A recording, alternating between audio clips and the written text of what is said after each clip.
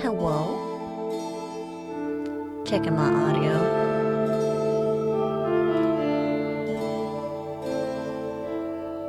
Just a matter of lowering my BG music just a smidgen.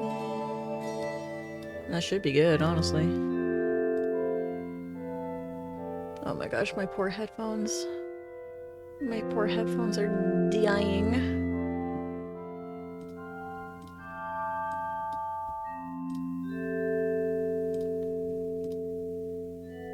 Alright, I'm just gonna continue with my journey of my Autism Creature designs for stickers. Where's my pen? There it is. I'm being brave. I'm being a brave little girl right now. I'm starting... I know people will make fun of me. I'm starting my stream without waiting for people to show up in the voice chat. Yo. Oh my gosh. I am so... like, what do I do with myself? It means I'm a bad streamer. I don't know how to talk by myself and no one's in here. Oh, brother.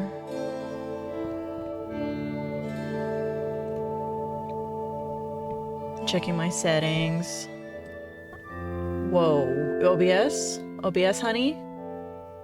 Oh, OBS? What are you doing?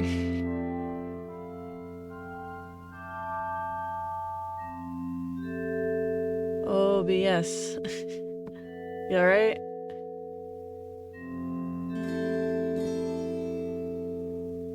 There we go. I mean, that doesn't... I mean, OBS is still acting weird. I just have to do the awkward, I'm talking to myself as I'm clicking on things, and you can't see anything I'm clicking on, but I can go ahead and get to my drawings here. Okay, Photoshop. Okay, so you've already got, English. You guys have already seen my free run. You guys have already seen my hiccup. And I'm just gonna get started on the, well, no. I'm gonna get started on a couple more sketches, because as you can see here, I have my futaba. But I want to do sketches for more. I'm and get a feel for which ones I want to do next. Where's my base? Is that the base, really? Hold up. I have to check. I don't remember which file it is that I need to open for this. And it's taking a long time. I don't know why. It shouldn't be taking that time. I cleaned up my computer a bunch today. My computer storage was in the red. And I cleaned up a bunch of things, but I also added a few files because I rendered a bunch of new versions of my model. And I am going to gather a guess that my models take up a lot of space. In fact, I should go check how much those are. So, I'm just gonna go right now. I'm just gonna see. So something like what I'm wearing right now. That is 23.9 megabytes. Is that a lot? I don't know. Okay, so this is the base that I draw it on. Where's the other base? I have so many different versions of my thing here. Okay, is it... Okay, I think this is the one. I gotta freaking load this next file, jeez.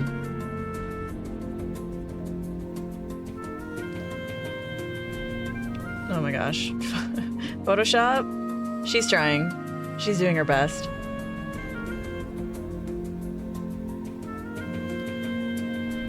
Nani? We cheer her on. There she goes. Oh my gosh. I don't know why everything's running so slowly still. Like, I cleaned it out, so now my computer storage is in the blue. So it should be all hunky-dory now, right? You'd think. That's my volume balancing, by the way, because I'm being more experimental with it.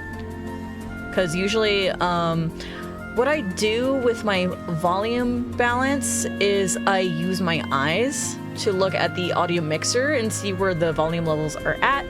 And I keep my voice about in the yellow range because there's like this big green, a small chunk of yellow, and a small chunk of red. And you definitely want to avoid getting into the red because that's too loud with your audio, obviously. Yellow's like your peak. This is where you're going to want that. So I keep my voice in the yellow, and then I keep my background music in the green. Like, I don't let the background music, like, get into the yellow, because then it's, like, competing for my voice. But I've been listening to my other VODs, and my background music is just way too quiet. I'm like, frick, dude. Like, frick. Like, dude, frick. So I'm hoping... no, okay, well, this... I'm just checking on that. I'll just turn down the BG a slight smidge, but I hope that doesn't make it, like, super quiet, because that kind of sucks. Okay, let's get rid of this one. I want this one. And then I'm going to do a little expando friendo, because I don't know how much more space I'm going to need for when I draw the hair. And I want to make sure there's extra space to draw the hair, because this next character I'm going to sketch has big poofy hair. And also I'm going to need a reference of this character because I've drawn them a few times, specifically when I was like in middle school and high school. It gives you a sense of the time period of the next character I'm about to draw here. I've tried drawing their hair a few times and I think I friggin' suck at drawing it. And I'm like, ah, crap. And you know what? It just now occurred to me to make this like look even better for my reference. I'm going to pick references from the manga, not the anime. And that's definitely, like, my opinion with a lot of the way the anime looks. I think the anime looks kind of bad. It has too high of a budget, and I think the anime looks bad. But you guys get to guess what character this is based on all that. If I can friggin' type. Manga. Need manga screenshots. Images. And I need to type the name of the character, otherwise I'm just gonna get... Oh boy, okay. I'm gonna get a lot of references for this character first. And then you guys are about to see what character it is, because it'll be... I'm literally gonna paste my reference images into Photoshop directly. Hi, Aki!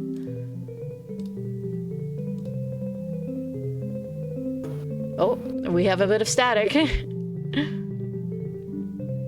Like my sensitivity is too high? What we got? Oh, okay. There we go. I'm getting your voice, but it's like picking up crazy amount of background noise when you talk. But it's a start. Oh. Oh, I can guess what that is. Yeah, is it the baby? No. No.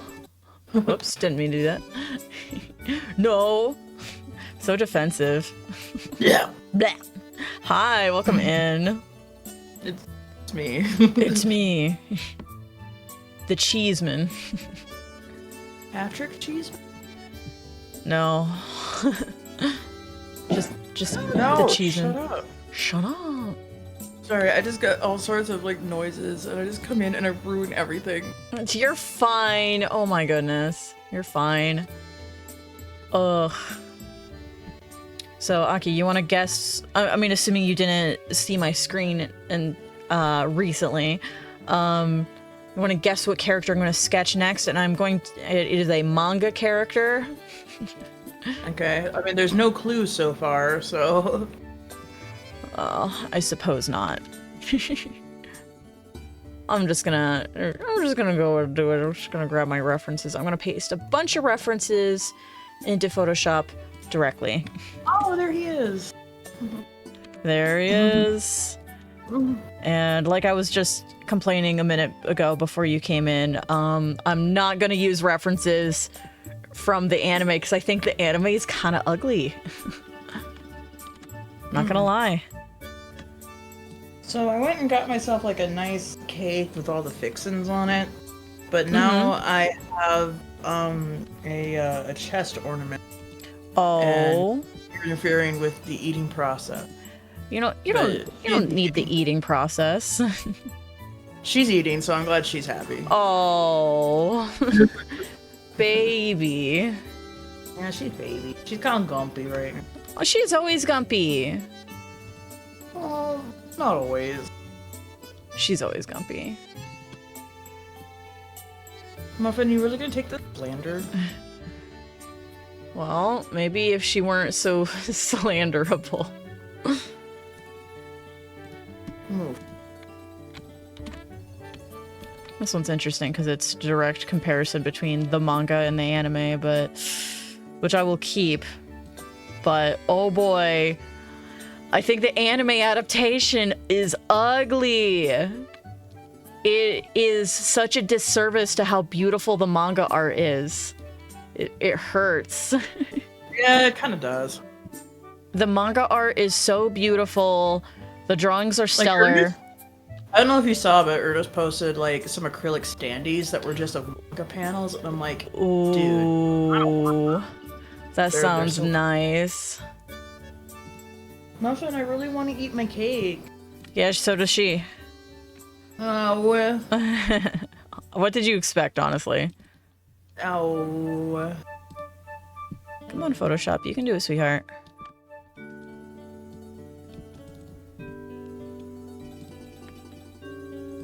Muffin, you're my creature. Sorry, my music player's playing some kind of joke on me. Vicky, which of our cats was the most autistic? Pokey. Oh, I don't know. She's got the zoomies. So? There's different types of autism. I suppose. Wait a minute, that's not L Death Note. Oh, I'll paste it so people can see which one I'm looking at. Yeah, that's got a clearly different art style. What the heck? This is clearly not L Death Note. What is that? It's like another artist referencing L or something, because like You the know, it mannerism. says L parentheses character Death Note wiki fandom. I'm gonna guess it's some kind of spin-off manga with a different artist. But I'm like, we have L at home. L at home. That's not. No, that ain't it, Chief. Get rid of that. I don't want that crap. Ooh, this is a good panel. kind of like me looking at Avatar references. Yeah. And I'm like, they're so close, but it's clearly off. Yeah. As far as the art. Yeah, your voice keeps cutting out, by the way.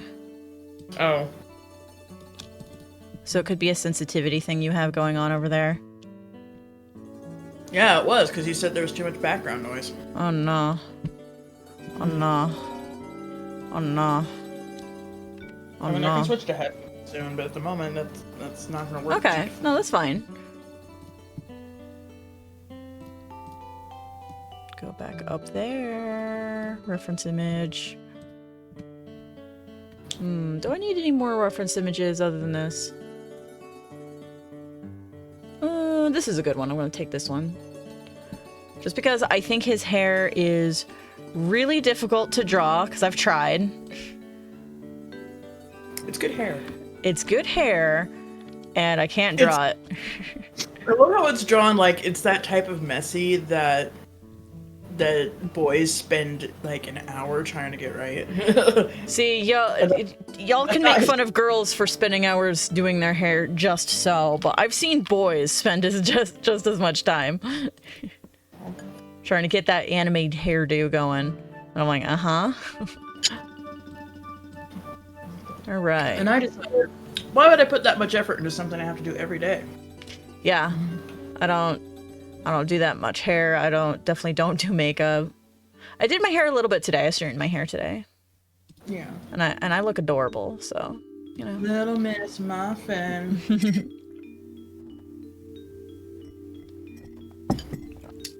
I have concluded my cider.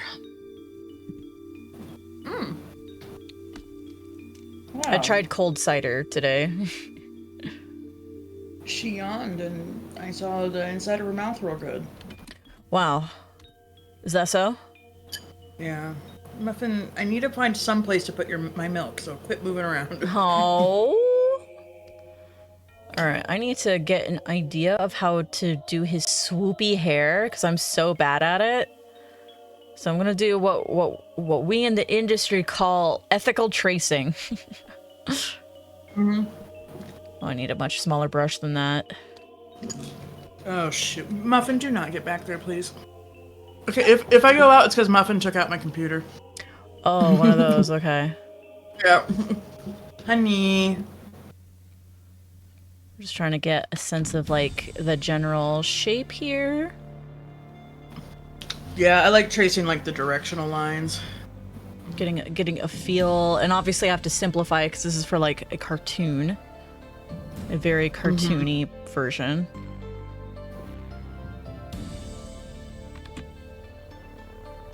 So kids, in case you're wondering, this is what I call ethical tracing. The drawing I'm doing right now, I'm using for practice so I can get a feel. I am feeling the lines.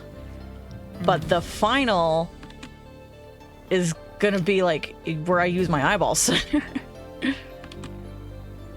I did not explain that well at all, but like, here it is. Bless you. I mean, I was talking about the same thing on my stream, so... Yeah. Yeah. Bless you. Oh my goodness. Trying to eat and talk at the same time is ill-advised. I agree.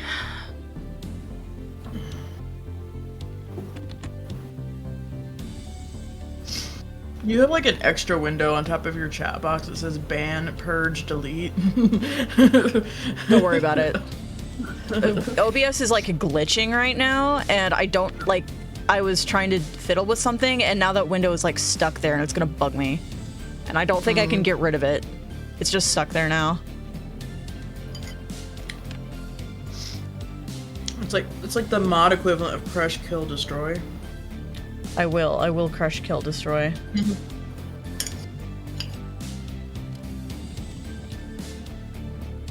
Well, now she's in the window.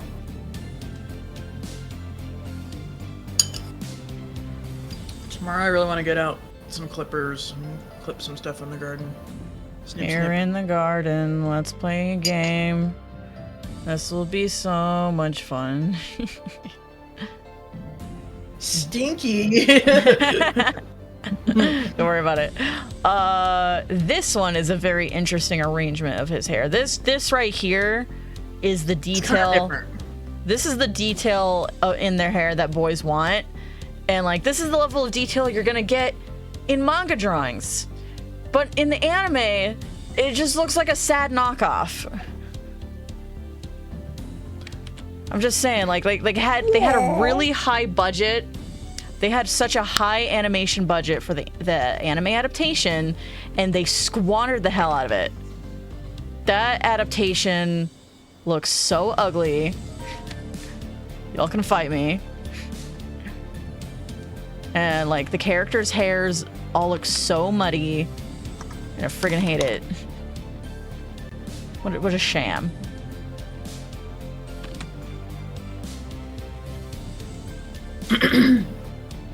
In relatable news, Ernest says there's an Oni Plays episode where they're talking about nightmare landlord stories. Oh no. Like, no, Sunlink. No, true bestie. It sounds cathartic, honestly. Oh my gosh.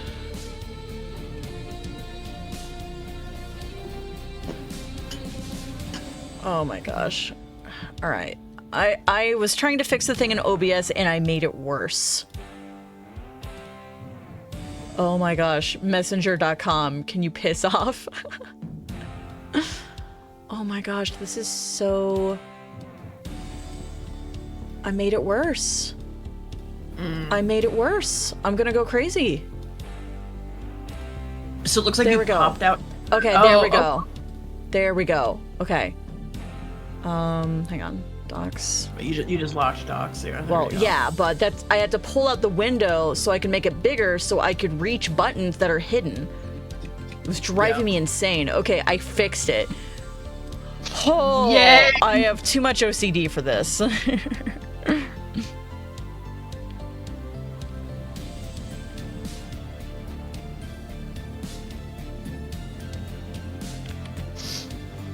Yeah. I agree. Oh! What? That was really loud. Oh, I didn't have your stream sounds on. No, it was you. Oh. I do have your stream sounds on. Yeah, I mean, if you can hear my music, you have my stream sounds on. Nice.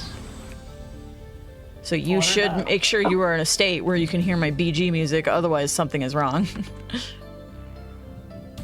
I mean, it's really faint, but I suppose your BG well, that's something I was wondering earlier, audibly.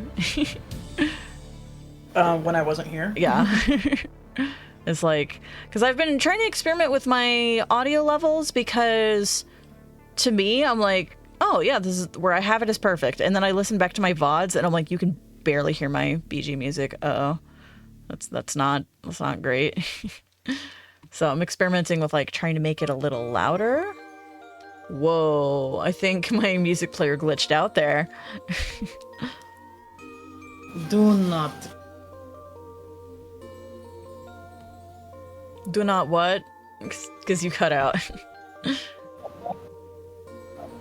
My screens went black. Screens plural? Yes. Oh no. And then Twitch encountered an error. No, Twitch. And I'm back, but hi. Like I didn't know if my computer died it out of nowhere and Muffin wasn't even back there, so Yeah, meanwhile, I need to go shopping for, like, not surge protectors, but something that functions as a surge protector and also serves as a, like, backup battery if there's, like, a storm or a circuit breaker situation that will protect my computer. Yeah, so, I mean, he already sent me, like, a link to one, and I was looking at it, but, like, I'm not done browsing, so I just get to have a bunch of, shopping tabs up in another window because I'm like not done. I know that feel, broski. Yeah, so I've just got like a bunch of like Newegg tabs open right now because I'm at the same time I'm also shopping for a ring light. Yeah. And I'm currently conflicted because I have only like I have 2 avatar heads drawn and I'm working on the 3rd, and I'm like I'm not gonna have time to paint all 3 of them, even though, or all 6 of them, even though I was gonna really say want to do 3. even though I wanted to do all 6 at the same time. Mm-hmm. So I'm like, should I just cut my losses and do 3 at the same time and do 3 at another time? Like, it's gonna result in some color inconsistencies across the series if I do that. That is dicey. I absolutely do have to do Sokka and Katara at the same time because their skin tones have to match. Oh yeah, because you're doing like traditional paints, right? Yeah. Yeah, that's gonna matter a lot. Heck. Whoops. Whoops. Whoops. There we go. Yeah, Sokka and Katara definitely need to be done at the same time. Golly. Because, like, I've got Those are some... the only 2 characters that do have to match. Everyone else is like, they can be a little bit different. They can be a little, Like, I'm sure Iroh and Zuko's tones are like, similar. Because they're the same family, but they're not, like, exactly alike. Yeah, they're not siblings. Mm-hmm. With about the same amount of sun exposure. Mm-hmm.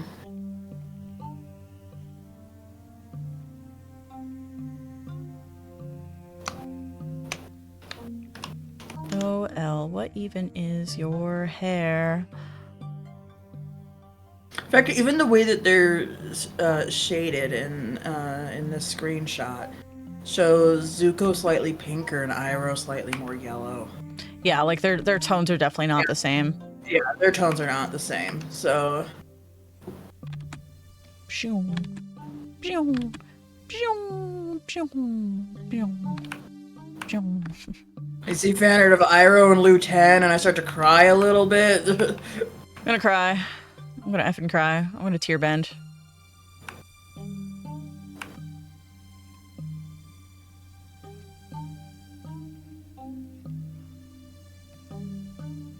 Getting a feel for his swoosh.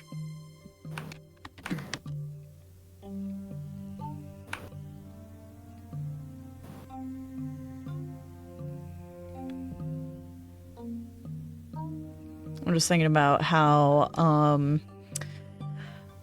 I am glad Netflix has a feature where you can speed up your video. Nice. Disney Plus does not, I've checked. So why is this relevant? Because I've been like on a thing recently where I'm like, I want to check out a bunch of anime. And oh boy, is there one I've been checking out that is so boring that I have it on max speed on Netflix and I'm still like, I am so bored. What is it? And I'm not gonna say which one it is yet. But basically I'm gonna keep watching until one character in particular does anything, because I'm like, this character hasn't done anything yet. Because and I'm like, I just want to see this character do something, which they probably will in another couple of episodes based on like the story and stuff. But I'm like, okay, but once I see like what this character is like, once they do something, then I can call it quits and then quit watching. But oh my gosh, the writing is so bad. And I know I'm gonna get a lot of heat for this because this is one of the top most popular anime in recent years. Okay, let me guess. Yeah. Demon Slayer. It is Demon Slayer. Whoo! I started checking out because I was like, oh, okay. Boring? It's insanely boring. And the writing is insanely bad. It's slow? It's really slow. It's a nice guess for Psyche K, but gotcha.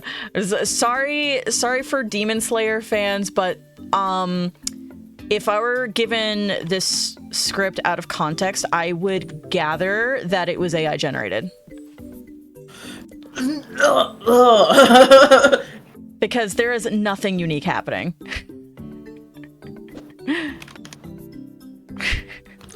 I mean, so, golly, I was watching some channel the other day that was, like, talking about recent popular anime or something like that. And they were like, I like Demon Slayer, but it's basically all of these tropes smashed into one. And the only thing that's really, but the only thing that really keeps you there is Nezuko. Nezuko is an adorable bebe. Okay, so Nezuko is the character where I'm waiting for her to do something. So she's like asleep for several of the first episodes, and I'm waiting for her to wake up. Babe, wake up. Babe, wake up. I'm on like episode 5, which is a lot farther than I think I should be based on like my old anime rule was always 2 episodes, and in recent years people are insisting that you need to do 3 episodes because it takes, in normal like series writing pacing, it takes about 2 episodes to do the establishment, and then the 3rd episode will give you an idea of like, okay, here's the status quo sort of feel. That's like 2 episodes to establish, 1 episode to see where it's going. Yeah, that's a great way of simplifying it. But I've watched up to 5 episodes so far, and I am just so bored. So my main concern, the reason I haven't checked out Demon Slayer yet, is like that it would be really triggering content. Mm-hmm. What are your thoughts on that so far? Boring. It's like there's demons and there's blood everywhere, and the demons are like eating people, I guess, but there's just kind of like doing a little nibble, and then there's blood everywhere. They're just doing. It looks like they're just having a whole anime thing of people being filled with like 10 gallons of blood. Yeah, they're just nibbling on the body, but like most of it's still there. Did any of that get in your mouth? No wonder you're drinking mouth milk when you wonder said y'all that. are hungry. No wonder y'all are hungry. Did any of that get in your mouth? Oh, I love you, Key and Peele.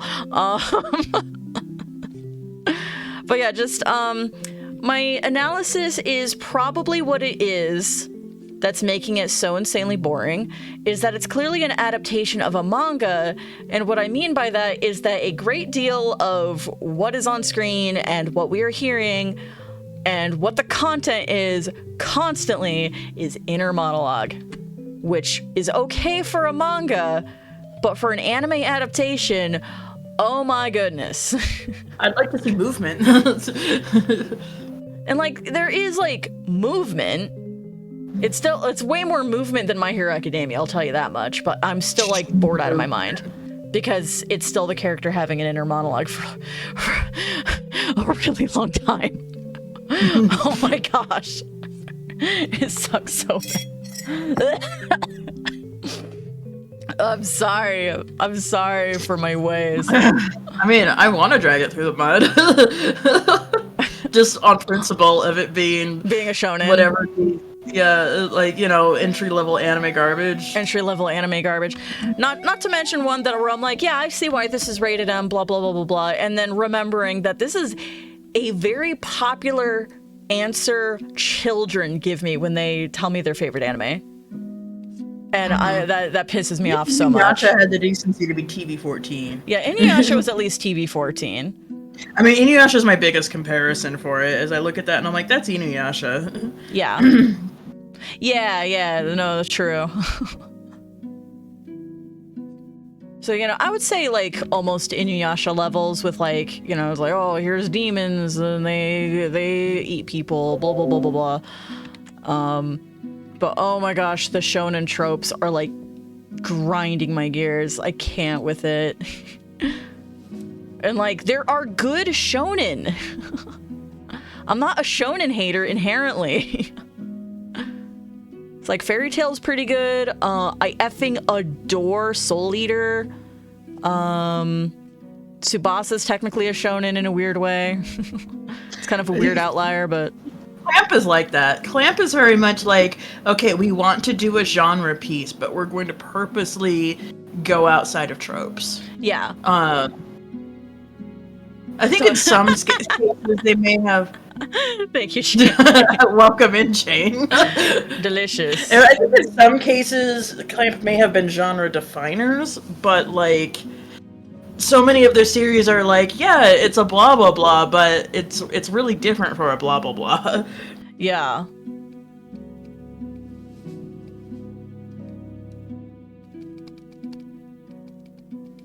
So, yeah, that's my story. There we go. I have very, very, very strong opinions on the anime adaptation. Speaking of the 3-episode rule, I have checked out Yes. 2 episodes of Once Upon a Witch's Death, and I'm waiting for the 3rd. It's very much cute slice of life, and I'm waiting to see, like, is it going to give me any hints that's going to go any deeper with its themes? Because it's tackling what could be a metaphor for a very serious topic. Mm. Yeah, because, you know, she found out she's going to die in a year, and so she's trying to do something magical to prevent it. Yeah. But it's just being, like, very cutesy, lighthearted about it. She's not even Yeah. reacting like somebody who found out they're going to die in a year should reasonably react. Right. She's just like, ooh, ah, oh no. And it's just like, you're like, girl, you're 17. You're too young. You're too young. You're too young. Oh, burp. There, now I have some basic idea, burp, of how Elle's hair is shaped based on practicing drawing it. Burp. I haven't picked out the quotes for all the characters, so choosing what expression man. to draw with them is kind of difficult. Yeah, yeah. But, yeah, now... I'm pretty settled on... what I'm using for Katara. Good. And,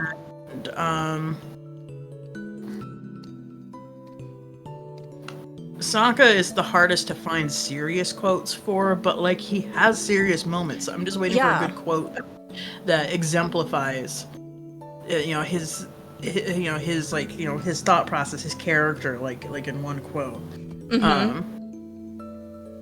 I have a few good ones for Aang, but I think I'm settled on the vibe at least I want for his quote. Actually, you know what? Toph is going to be the hardest to find a good quote for, because she doesn't talk about herself much.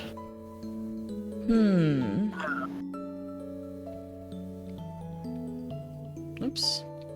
I don't want that. Click wrong thing. And then Zuko, I have several that are good candidates. And then, of course, Iroh is the goat of good quotes. Iroh is, like, you're spoiled for choice. As far I'm as probably quotes from him. going to use the one where he says, I was never angry with you. I was only sad, I was sad because you had lost your way. you lost your way. Yeah. Yeah. 'Cause that one, it's what we all need to hear.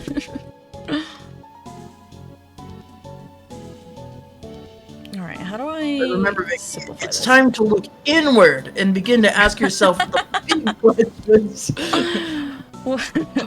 How does Have hot and who make cold? I'm talking about Mouthwind. Yeah, that's the one I made. Hang on. Do I have it in here?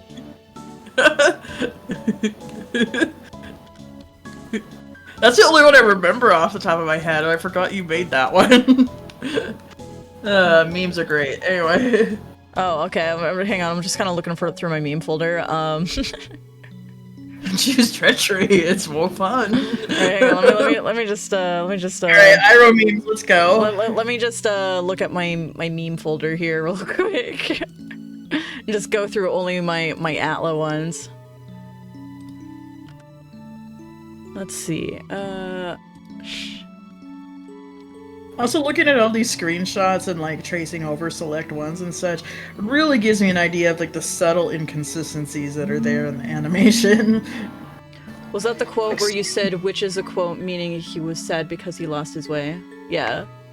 It's really good. Anyway, here's a screenshot of Aang touching grass. That's really important. Hey, do you like it?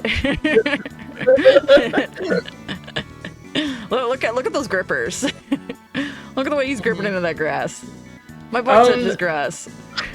Can I Yeah. offer you a Toph touching grass? Yes. Give it to me. I know exactly which episode it is in, so let me go find that real quick. It's important. That's just gold, right? That's just good animation. Just gonna go over the garbage I have in my folder here. You should. Everybody hydrate. I mean, that's just squad goals right there. Mm-hmm. I'm sorry, Katara, that you can't be a part of this kind of fun. You're my favorite, you're my bestie, but live a little. Wait, hang on, this one's also really great. Why do I have this?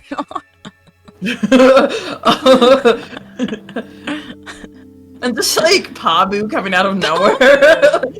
Pabu is I mean, like... I know what's happening in this scene. I know what's happening. Golly, I'm gonna have to watch Korra after Avatar because I'm like, holy frick! I'm thinking of so many like. Korra is Of, baller, like Korra things recently. and y'all can fight me. I will defend Korra. Oh, but speaking of, Seven Heavens is scheduled for a vague timeline of 2027. Yeah, vague timeline. Yep. Oh boy, there's extra news about that I've heard that I'm not crazy about. If it's the voice acting thing, that applies to the movie. That is a separate project. Okay, but I hear it's like what's it called? DUI? No. DUI is a complete... DEI? DEI. I was like, DUI is a completely different... No, that's about the DEI. movie about the adult gang. Yeah, what I heard is like DEI stuff is happening, and they're like, oh, well, we want to be more authentic, so we're not going to have any of the original actors because they're all white. And I'm like, what about Dante Bosco? Mm-hmm. Y'all ignoring this one. Y'all can fight me. Anyways, I gotta rechat. I know go touch grass means to go outside but what, oh my gosh, I can't read. But in what normal activity are you actually grabbing at the grass like everyone perceives when they hear it? Being a literal child and sitting in the grass and like picking at the grass and playing with it. Like, you know what I mean? Like just really full ripping into that grass. But no, I was actually outside the other day, and then I deliberately reached down and tussled it a little, just to say I did. Anyway, I always do. I always do, man. Like I caress it with my hand, or I give it a little tickle. Give it a little tickle. Give it a little tickle. Yes, but Vicky, you are a grown-a woman, and I can still give grass a little touch. I'm saying I purposely give grass a little touchle.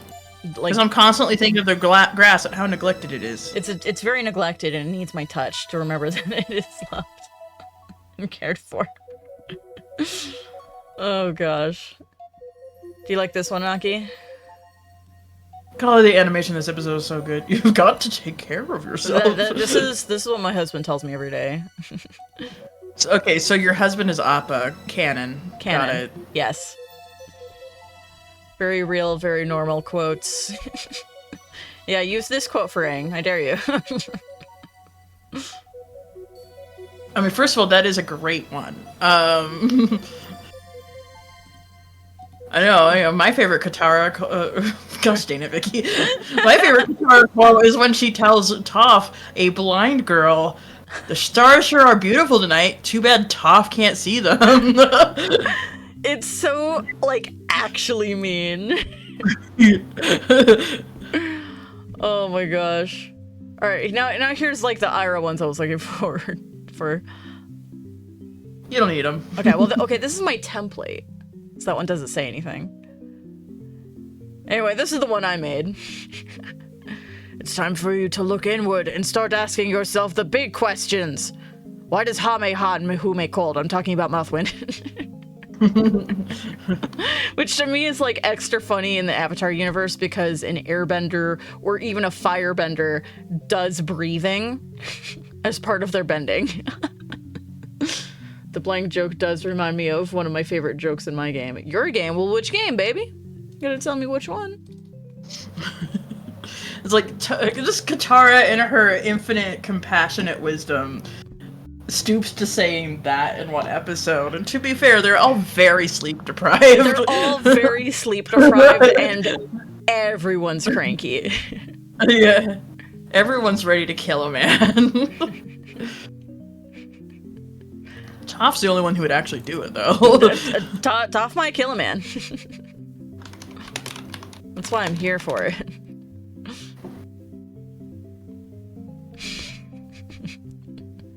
This one is useful. I'll just say it's useful for things. Useful, you say? Which one? This one. You're not showing me any. Oh, there we go. Wait. Wait. There we go. Alright, I present to you a humble offering of a Toph. Alright, let me take a look. Where are you sending it? Messenger. Messenger. Let's take a look. Yeah, okay. That is a good one. It's a... Yeah, that one's a banger. There we go. Is touching the grass. She is touching grass, however, not what I was expecting at all. Now that's how you violently touch grass. Let's see. In GTA, okay. Go ahead. In San Andreas, CJ is planning a heist, and in the story, there is a blind dude, and in the opening cutscene to a mission, CJ is showing off the plan and says, "Now I know you're a blind man, but you gotta see this."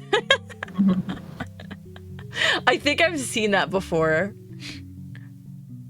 That's baller, thank you. I also love various other quotes from Toph where, like, well, for one, she makes jokes about, like, look, there it is! Look, and, there it is! know, That's what it sounds like when one of you guys spots it. I'm like, yo. Or she'll just make statements like, I don't really get the appeal of books, I've held them before, and they don't really do it for me. They don't really do it or for like, me. Or like, I can hang up posters just as well as you guys. She hangs it up and it's like backwards. And she's like, it's upside down, isn't it? I love that so much. It's upside down, isn't it? I'll just go with Sokka.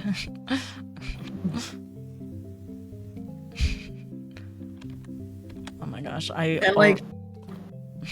And like, you know, because she sees through her earthbending most of the time, she doesn't seem disabled at all. But there are times where she becomes disabled again because either she's in the air, or her opponent is in the air, or she's in some place where she can't feel the earth properly. And it, you know, it just kind of reminds me, like, oh yeah, she's legit blind though. She's blind though. Oops. Speaking of, that's me realizing that the actress in the Netflix show is going to be playing a blind girl, and Ooh. hope she does it well. But she also has a quote about how they're making Toph more feminine, and I'm like, Why? mm. Why? That's ignoring a major part of her character. Let me see if I can find the quote and then dissect the implications. Oh, man.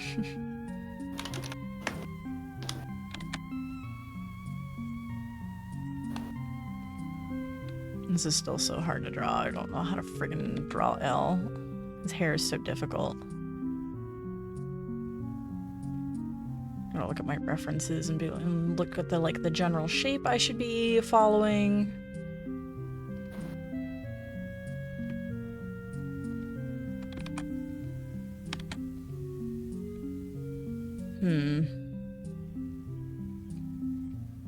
I'll do it more like this. This big. Here, where's the actual quote, you silly article? You silly article, you silly, silly thing.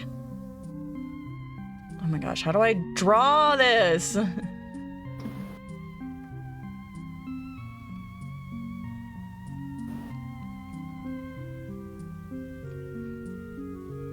This is so difficult.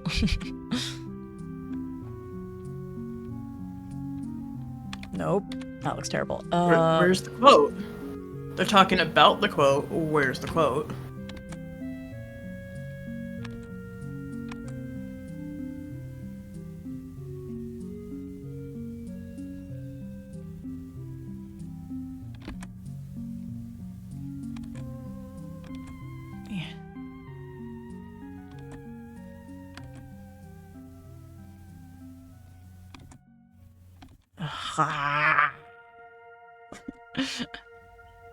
Drawing is hard.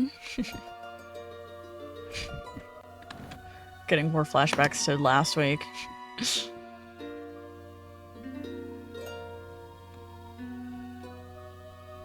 Freaking, oh my gosh.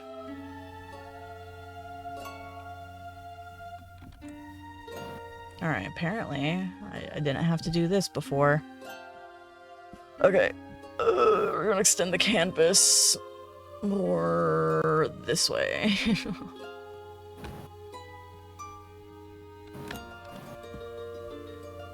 That one, and then this one because I'm picky. It's gonna bug me now if I don't fix it now. Wait, I mean, it's gonna fix me. It's gonna bug me later if I don't fix it now.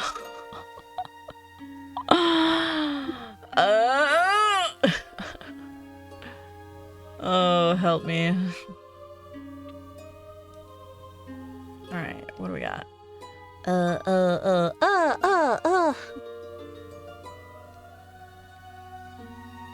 Okay, we're getting somewhere. Oh, it still sucks. It's not working. I have.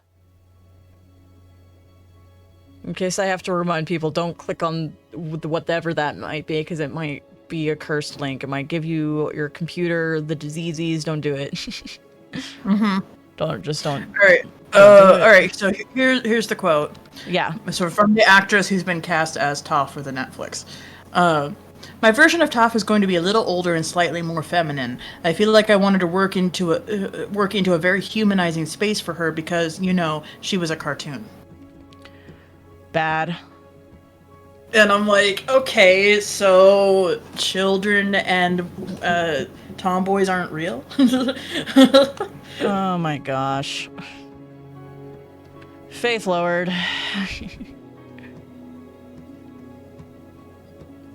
Anyway, who's up for hate watching the Netflix series in the Discord? Yep, baby. Yeah, baby. There's a lot of things I did like about the Netflix series. Actually, really one big thing. There was really one liked. big thing, and we all know what it is. I'm not gonna spoil it. I'm not gonna spoil it, but there was one thing that I thought was really, really, really good.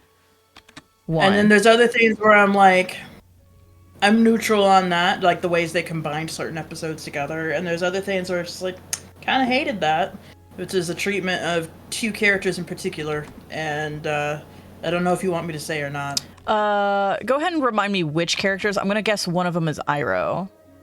Yes. Because it's always Iroh. Iroh is hard to get right. It is, and I was with him at first until there was a certain scene where, like, this is not how Iroh would have spoken to those people. And it's just, like, bad. Bad. Bad. Punish them. The other character is Suki. I really hate how they did Suki. Oh, yeah. Wasn't a fan. I was wasn't expecting a change to Suki to make me that irate, but it really did. Like, she's like nowhere near my top favorite characters. I don't hate her. I like her because there's a lot of really good characters in the show. But like, ouch. Like, how do you mess up Suki? Apparently you can. Oh yeah. It was like, we don't have a frame of reference for what Shyamalan would have done because she wasn't in the movie. They just didn't have time for her. So Okay, oh golly, now that I'm thinking about it. How do you think Shyamalan would mess up Suki if there was time for her? Let me backtrack. Yeah. Let's back. I think Shyamalan's Iroh was better. I'd have to go back and look at it again. Oh, that hurts. That sucks.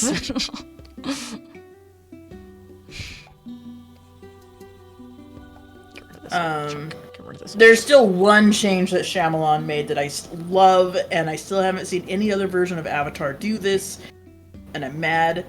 Okay, is it the UA thing? It's the UA thing, because it was so good, I, like, gaslighted myself into thinking that's how it happened in the original series, and then I watched it again, I'm like, that's not how it happened. It's like, oh, wait, that's not how they did it. Oh. Oh. So TLDR on UA, they have a natural segue into her backstory, and in the original series, the good one, there's not a natural segue into her backstory. She just kind of starts telling everybody her backstory without... That's not even my favorite part. Like... It's like they're all just kind of writing on Appa, and she's like, anyway, so this backstory is sponsored by NordVPN. Like, there's no natural segue into it. Yeah. Well, the other touch I liked was in the Shyamalan film when she returns her spirit back to the moon. She lowers herself into the water and hair goes back to brown. Yeah, that is, like, beautiful imagery. Yeah, no other version does this. Her hair stays white. And I'm like... yeah, I agree, actually. Hyperventilating. She's losing it. And I'm like, it's so good. I've gaslighted myself to think the original series did that, and she just kind of touches the fish and then falls over, and that's all that happens. Falls over and then disappears. Does she disappear? Yeah. I thought her body was still there. No, like Sokka catches her as she faints, and he cradles her for a minute, and then her whole body just vanishes. Okay, I like just watched it, so now I need to like... No, that's what happens in the OG. And it's a little lame.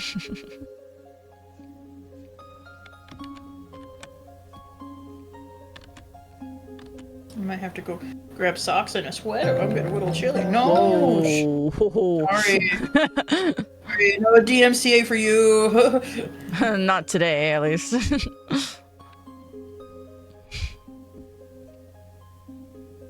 Oh my gosh, how do I draw?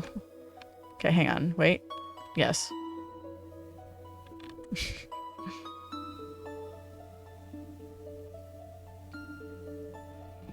This looks friggin' terrible.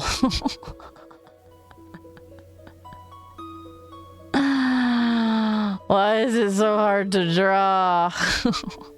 Okay, she's touching the fish, she closes her eyes, she falls over, Sokka catches her. You gives her a good little squeeze. And no, she does not disappear right away. She doesn't disappear right away. Yeah. Give it a minute.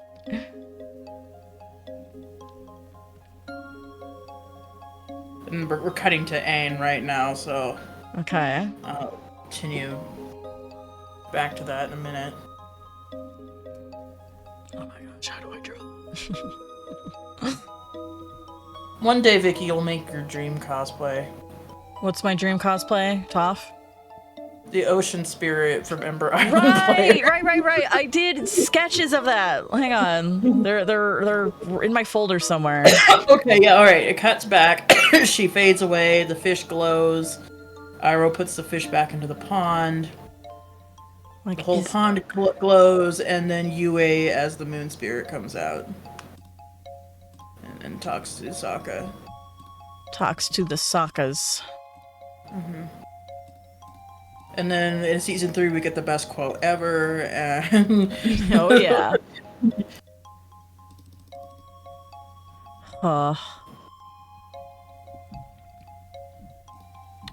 Like, is that my favorite moment in the entire series? It's definitely the one that made me laugh the most.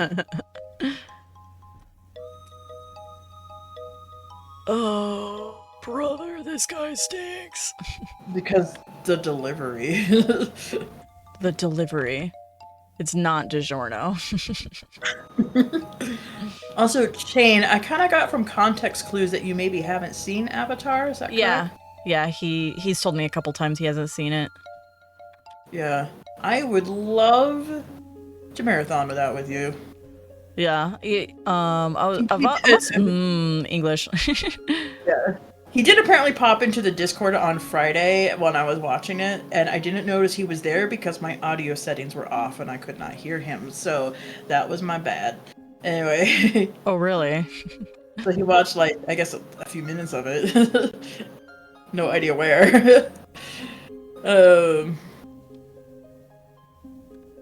Golly, babe, I'm looking at the sticker folder and I keep looking at your new Bill Cipher and he looks so good. Thank you. I'm insecure about it. I think it kind of sucks. The lighting, it's the lighting on it. That's what really gets me. It's so Yay. good. It just pops. It just Fs. Nice. Thank you. Preach. Alright. I will be right back. I'm grabbing some sakis and a widow sweater. Nice.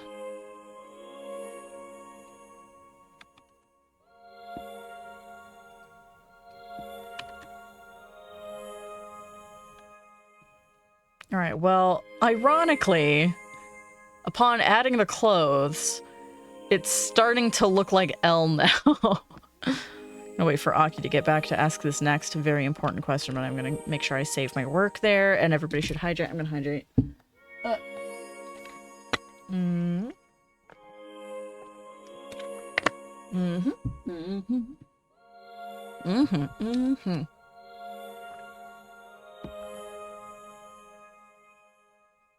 I have to sneeze, I think.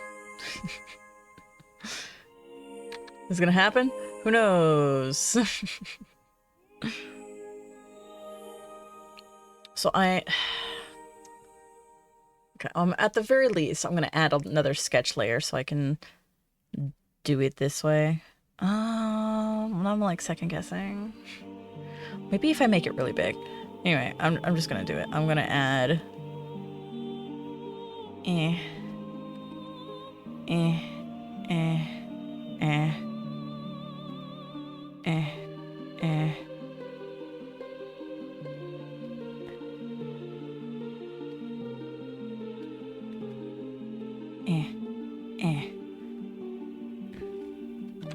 and then have that like down here. Yeah, it looks good. Come on, Photoshop. You can do it, sweetheart. There we go. And I'm gonna go to Futaba. And I have my refs of her. Very nice. That helps a lot. I think I'm just gonna bump into the line art for this one.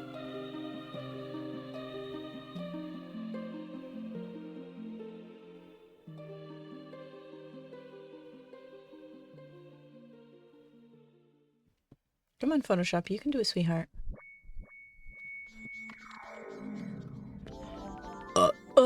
I meant to make that all caps, but that my caps lock was on, so then it was all lowercase and not caps. Here we go. Okay. Freaking. Okay.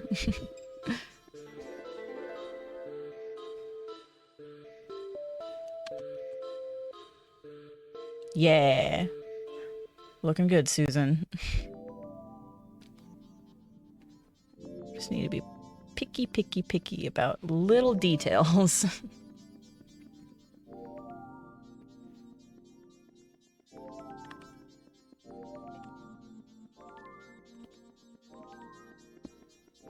There we go. That's a line I like. Line art is hard. Actually, I guess that depends on who you are. I personally hate line art.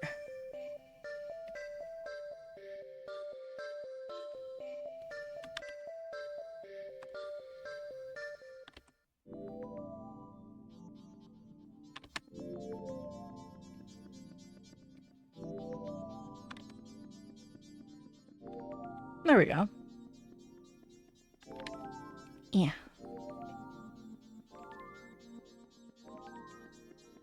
No, that one ain't it, Chief.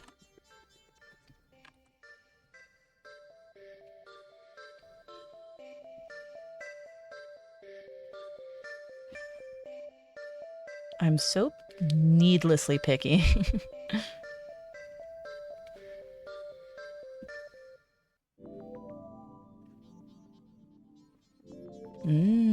Okay, I see what's going on here.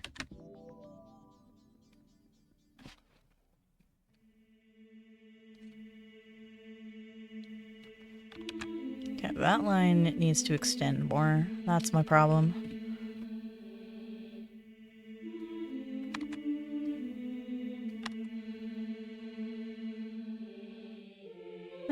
we go. And with this power, you too can draw, stupid stuff. I was gonna say cute anime girls, and then I took another look at what I was drawing. I'm like, But, there's a thing I might be drawing.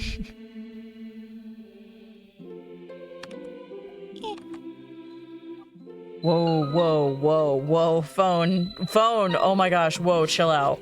What are you doing? I think that's my phone telling me that Aki is reblocking things on Tumblr. Or it's telling me, hey, several hours ago, Aki reblogged things on Tumblr. And I'm like, only just now getting the notification. That's also very possible with the way my phone works.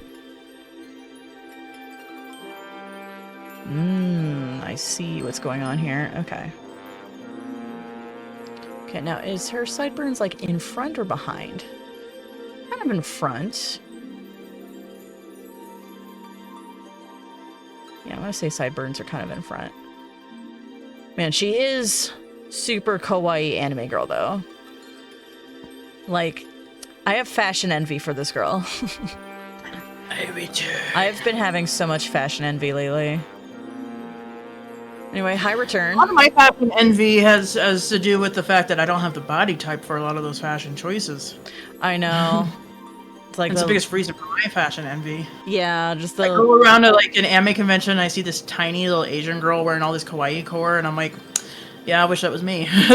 Wish that was me.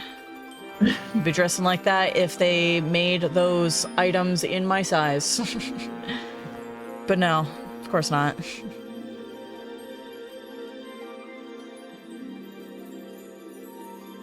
Anyway, what's up, girl? I know you wanted my opinion on something as I was walking out. Here's L. Yes. Here's L with a cake.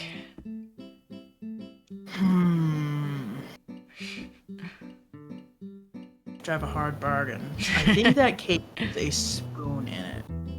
Or a fork. Needs like a little fork situation.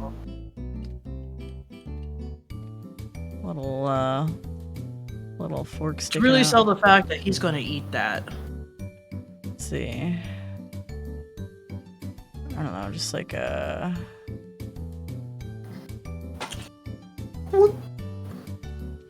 IDK. It's a sloppy A fork. I know compositionally it doesn't work right now, but I feel like it should be sticking out of the cake. Yeah. Well, I can also like move it over. Where's my laptop? Oh, it's under my tablet. I can be like, oops. Where's Birdie? Where's Bergie? Babe, if I see more of these ball-jointed dolls at conventions, I'm gonna have to get another one because... Oh, do you really like the one you got? I do, and I'm looking at the other designs, and I'm like, they're all so good.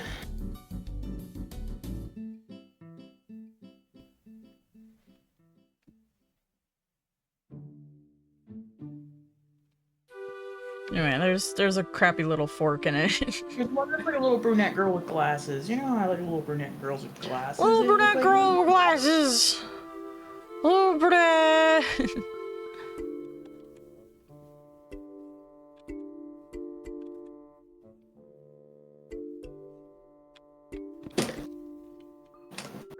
Also, don't at me, bro. Sorry. I guess I won't next time.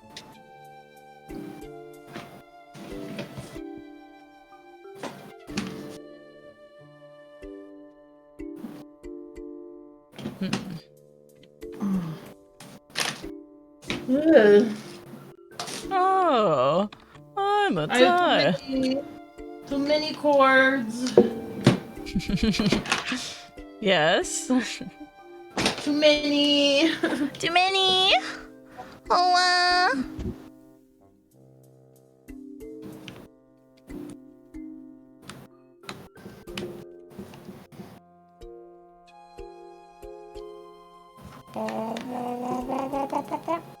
Wow, rude.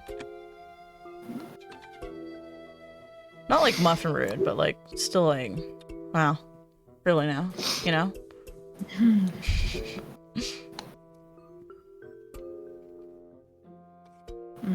Brain.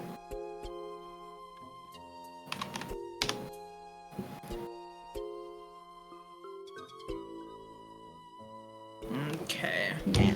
The QR code I made is still on my laptop. QR code? Yeah. The one I need to put on the business cards. Mmm.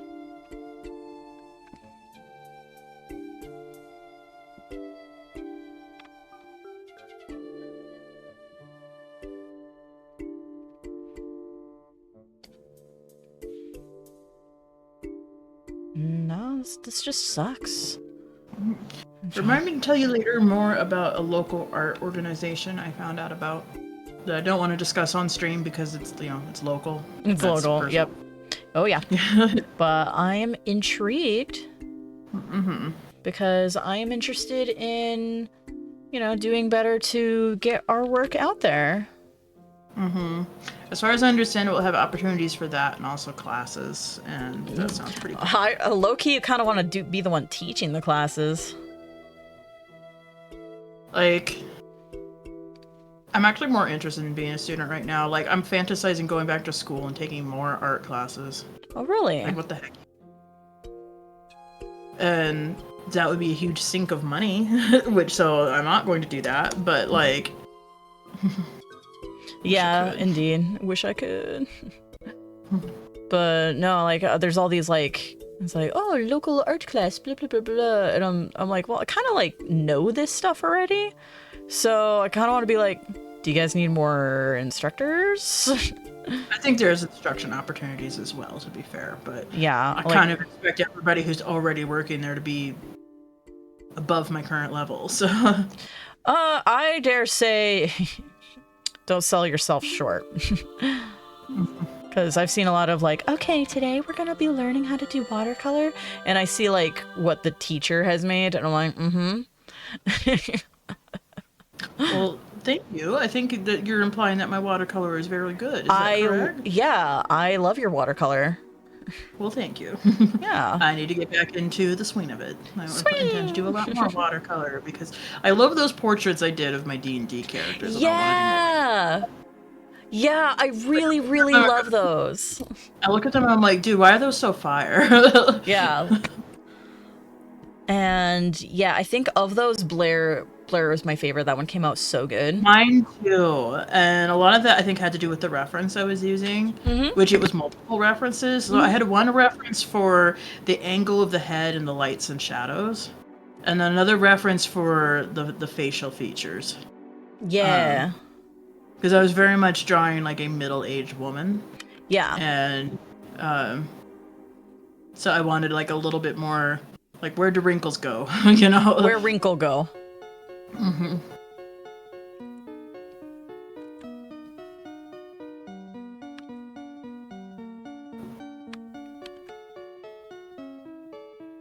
Have to restart my laptop.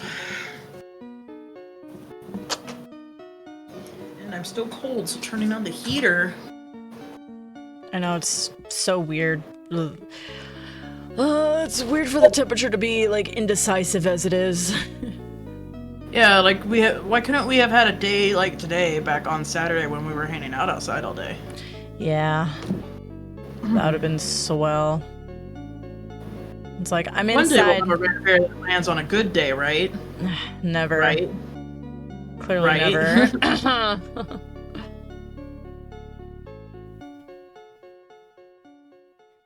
But yeah, I've just been thinking about like how excited I am to like work more on Rainy Tail Studio in general and like work on our brand recognition, because that's such a big part of what will help us excel, I think.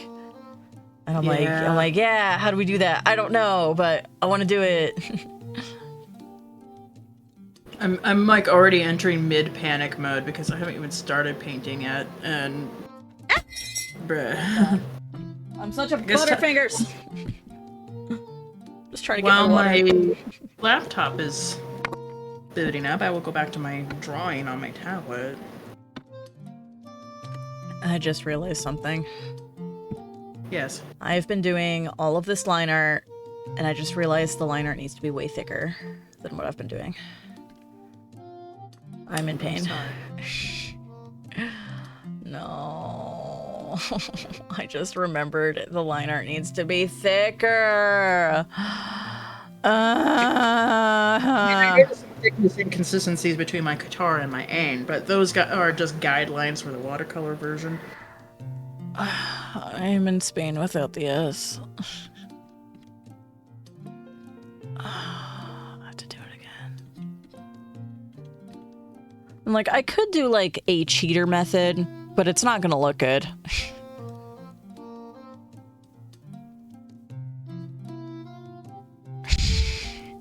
I did it, guys. The line art's thicker now. Oof, don't do that.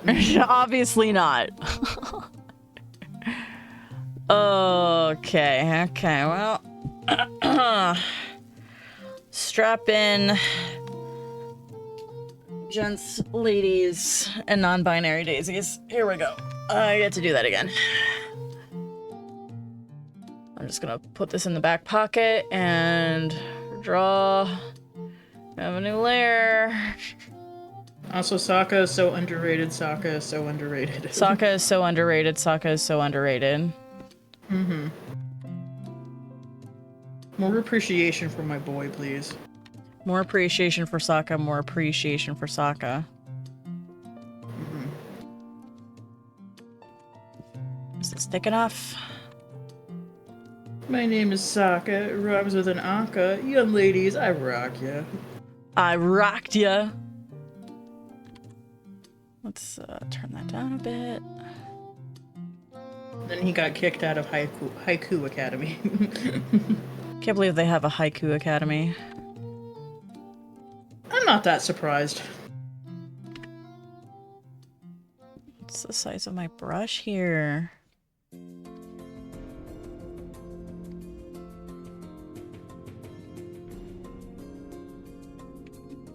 Because I want it to like match the liner of the base, obviously, and it would look weird if the line art of the accessories on top didn't match the liner of the base. Gosh hecky dangy. Okay, that's probably a good size now. What size do I have? I have 288 in this brush. That is a pretty big brush size. I have to do these bangs again. I love you, honey. I support you, honey. Thank you.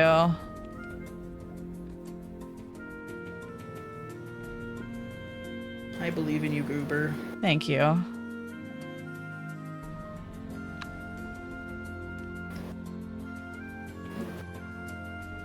Can I get uwoos in chat if you believe in Vicky? Yeah.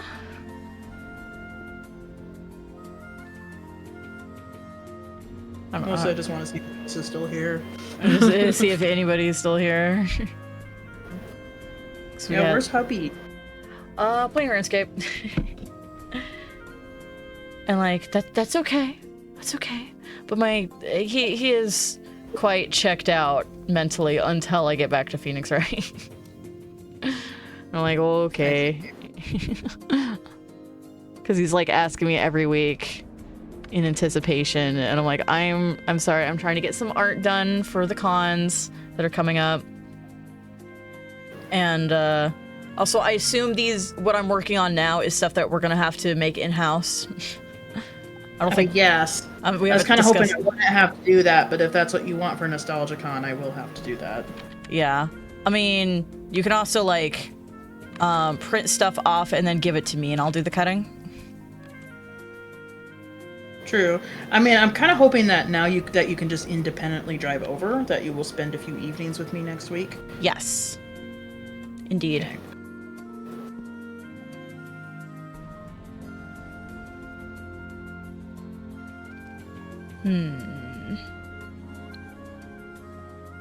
Yeah, that's fine as is. His ponytail was not the part I was expecting to have difficulty with. What, Sokka's ponytail? Yeah. Really? His warrior's wolf tail. Tells all the other warriors that he's fun and perky. Mm-hmm. Also, I was looking at the character designs for all the adult men in the Water Tribe, and I'm like, no one else is rocking the warrior's wolf tail. That's just a Sokka thing. Yeah. He looks good. He looks good. You really do. But he really ought to like let his hair down a little more and just do like the little braids of beads. Oh yes. And like we have the official art of the gang as adults and stuff like that, and we see them in a little bit of flashbacks and junk like that in Korra. And Sokka needs to up his fashion game. A lot. It's kind of that struggle of like, you have to make them still recognizable as the same characters, even though you've aged them up. Mm-hmm. And just true. So they kind of have a lot of the same fashion choices, even though that wouldn't really make sense.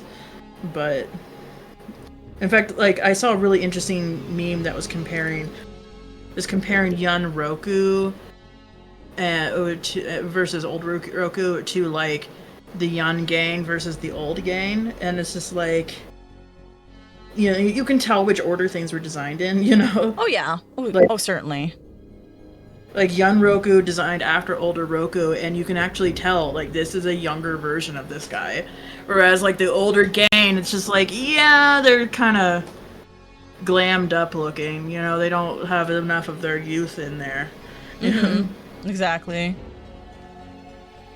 No, the aging characters and character design is one thing. What I think is a usually really lazy character design thing I see in media all the time is trying to design a character's parents.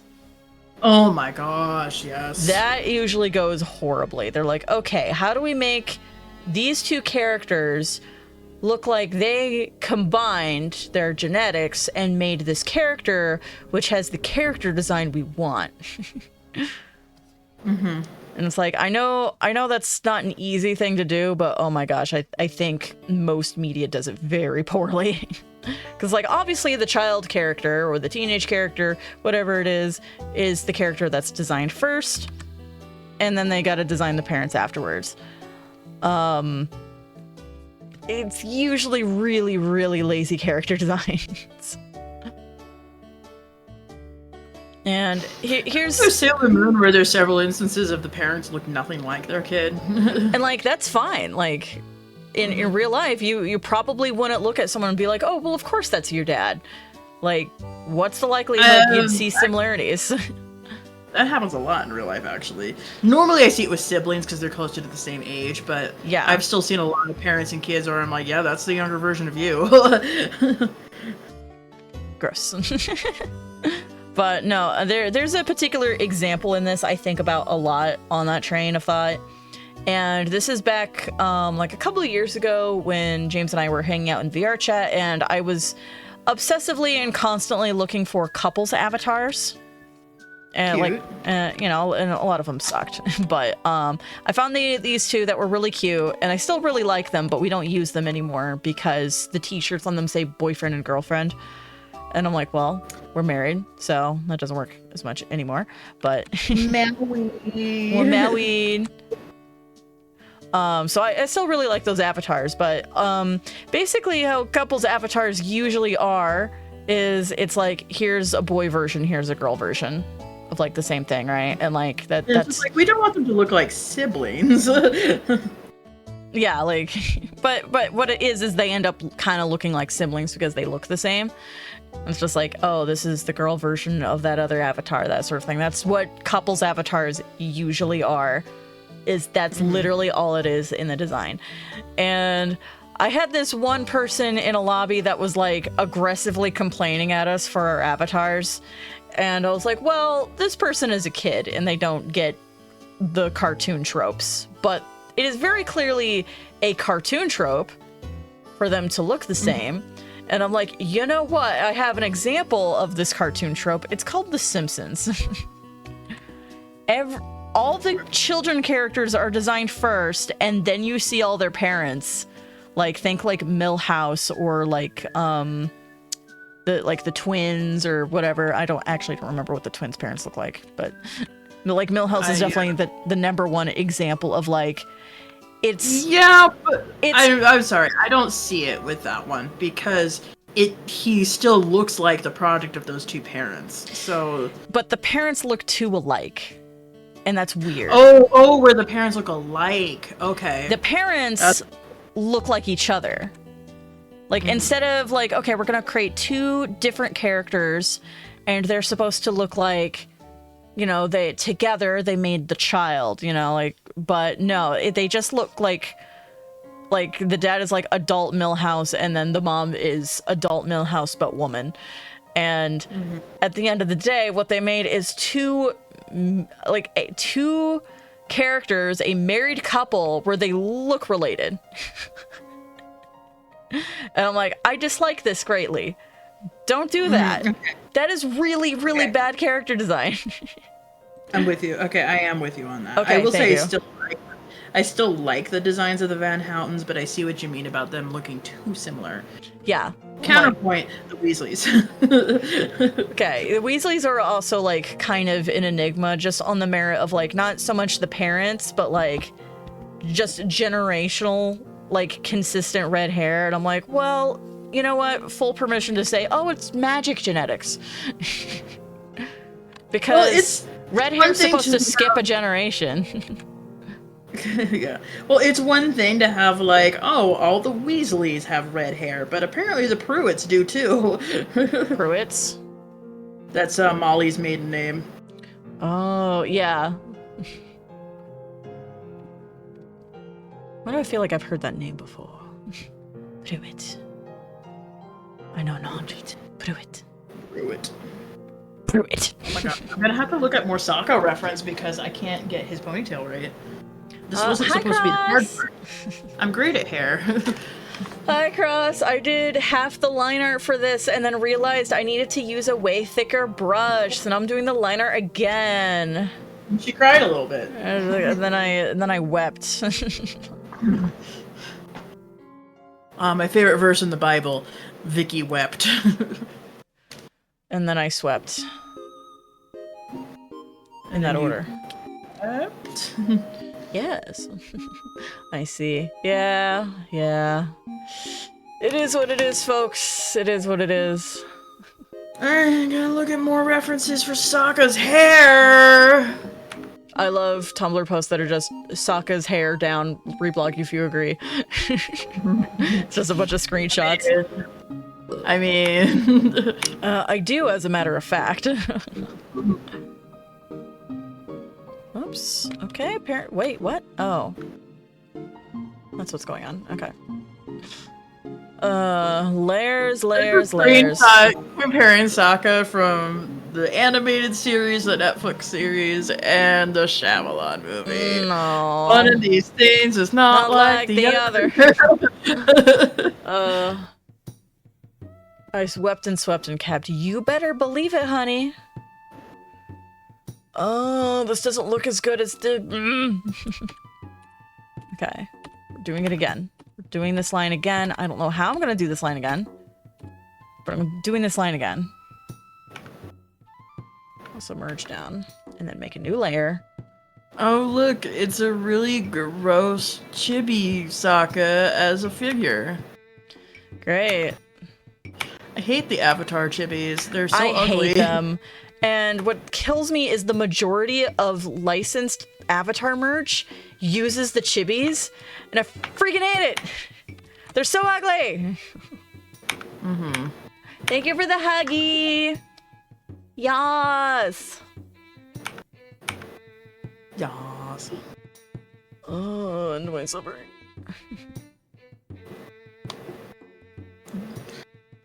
Rhymes with wept. Okay, so you're admitting you're cheating. Vicky crept. Oh, I crept all right. You dude.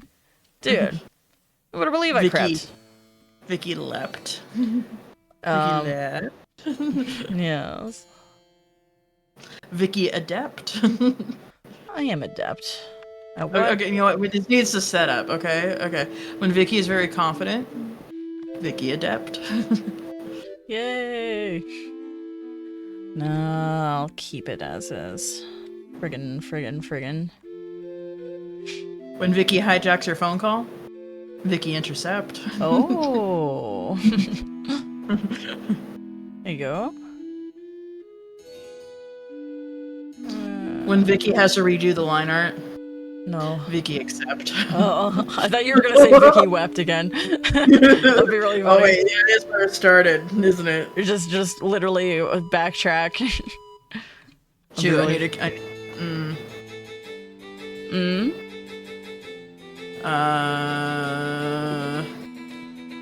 When Vicky has to do math, Vicky inept. Don't out me like this. In my house. You say it all the time. In my house. In the middle of my house. My house. In the middle of my house. Oh my gosh. Shut up, Photoshop. You don't know what you're talking Vicky about. went outside. Vicky stepped. I do a steppy. There we go. When Vicky's in the kitchen, Oh no. Vicky prepped. Will. I don't know why I will. Wow.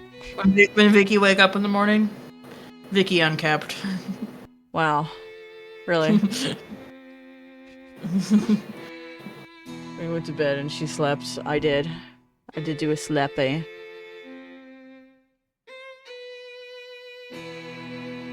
When Vicky fall down and get a boo-boo, Oh no. Vicky misstepped. I steppy.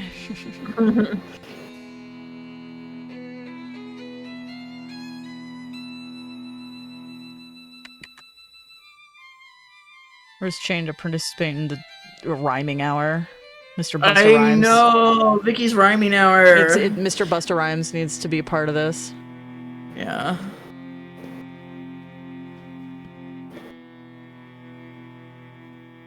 When Vicky tells you a whittle fib, Vicky decept. Wow. Can't believe you'd say this to me on the day my daughter's to be wed.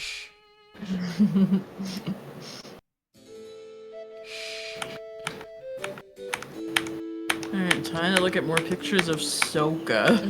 No! Everyone hated that. If Vicky take 1d8 psychic damage. No!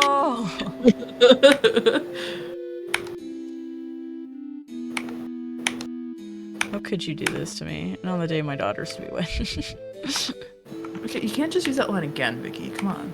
Well, she's still getting married. It's still a fact. And Who's your daughter? yet you continue the disrespect. Unbelievable. And yet, who is your daughter? Pringles. Oh, I was curious which one you were gonna name. Pringles. Really? Yeah, Pringles. I'm surprised you didn't name Pokey. I mean, it is Pokey. I have more than one daughter, and they're both getting married. To each other? Oh, yes?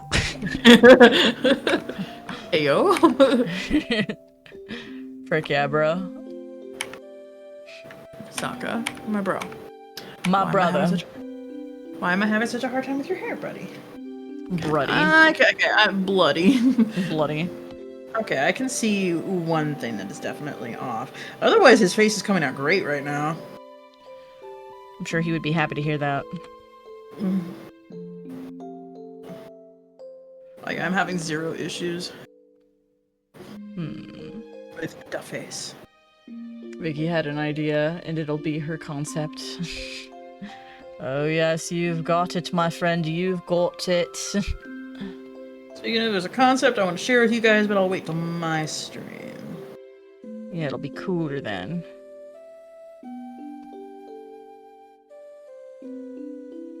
Stay cool. Stay cool.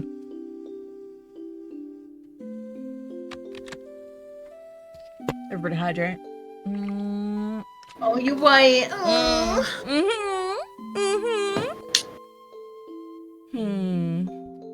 So, Vicky, I am highly considering just dumping the money on a new button maker that we want so badly. Mm-hmm. Because I really want to make like large buttons for my detailed prints. Mm-hmm. Mm-hmm. Especially because like I did like put some new funds into our account, our funds. I don't know, our budget. That's the word I'm looking for. Budgets. Yeah. So There we it have some is. new funds in our budget to play around with. So Yes. I'm seriously considering just dumping the money on our new button maker and hopefully get one that can like change between the large size and the heart shape. Mm-hmm. Well, certainly do your research on the matter. I am super down to clown with it. Mm-hmm. Also, that just reminds me of a question I keep meaning to ask the artist community on Discord, but this is something I've been noticing for years, and I'm just curious if anybody has a particular take on it. Why does it feel like pinback buttons are dying? I have noticed that, and I think it's just the trends. Personally, Yeah, like, I'm not, like, I don't see But here's people the thing, selling even- pinbacks anymore. yeah, nobody's selling them anymore, except we are, and our sales have not really gone down. So I don't think that's a problem. Yeah, I don't think that's a problem, but yeah, the trends are currently acrylic charms and enamel pins. Mm-hmm. And Both of which you have to outsource to get produced. no, you can get well, oh, okay, that's what you mean. Yeah, never mind what I was gonna say. Yeah, you can't make them in-house. They require special Yeah, equipment. neither of them you can make in-house, and all of the stuff we've ever made has always been in-house. And I like that. It adds more of a personal touch on yeah, top of it's many more other benefits. yeah, it's more personal touch. We get to really control the colors. We get to do our own personal quality control. We get to control the exact quantity of everything instead of being forced to like Minimum order quantities. yeah, that are minimum being- order quality garbage. And I'm like, well, I'm making a new design, and because it's a new design, I don't know how well it's gonna move. So it's just like not cool to like force my hand on that. Yeah. I'm not crazy about that. Brain. Vicky, I need brain. Me too. Oh, yeah. I was going to look at our averages on button sales. Oh, So- whoa. I'm interested in Because now I that. want to know. I am interested in the numbers. The number. What kind of son doesn't have his dad's number? Wow. I don't have his number. I have Game Grumps brain rot. Don't know why anybody should be. No one should be surprised by this, but.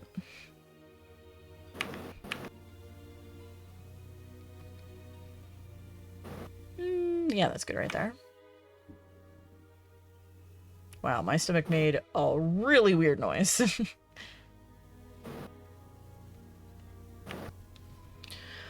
Oh, now I get to do these lines again? You know what? Maybe I just... Okay, so these numbers will only count buttons, not magnets. Okay. Because there's complications with adding magnets to these numbers, so... Yes, indeed.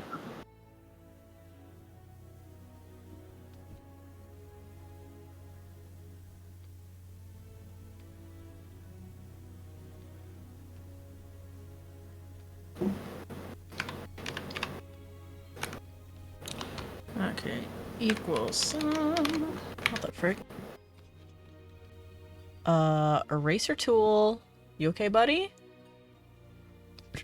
Or what the frick is wrong with my eraser tool? It shouldn't be doing that. Huh? Oh, do it again. Okay, let me zoom in here. This is the line I'm trying to erase.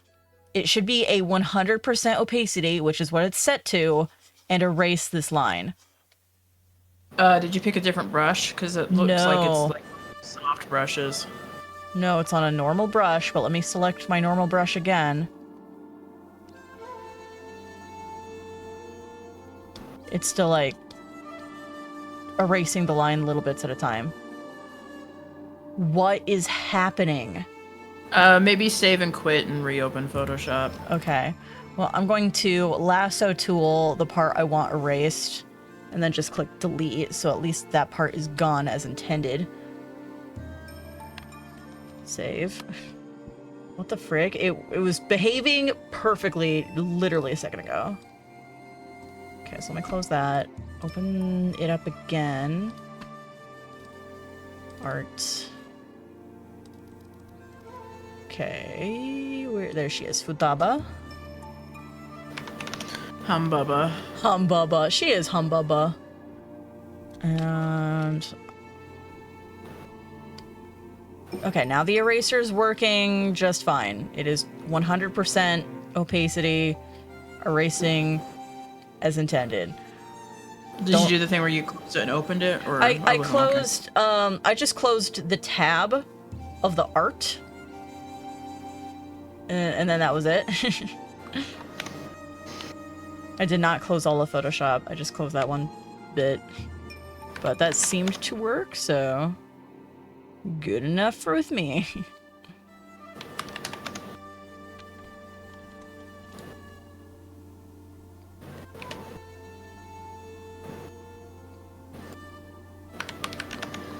We're just not going to count 2020.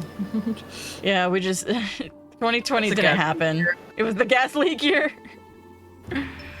Oh, ain't you mama.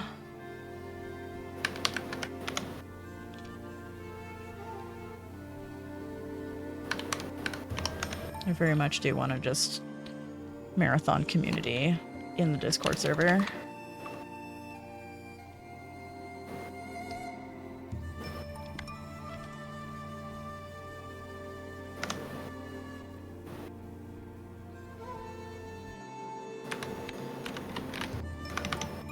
Okay. We're looking good. It took me way longer to draw that one than the previous one, which I'm going to look at again and be a little sad. Yeah. Okay, I'll get rid of that. Just continue with my suffering.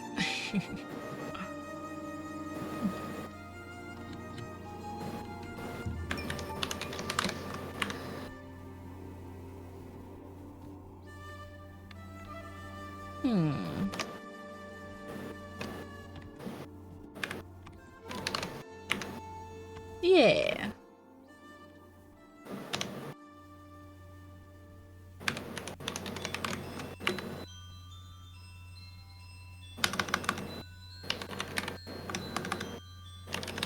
So you're looking up numbers, right? Yeah.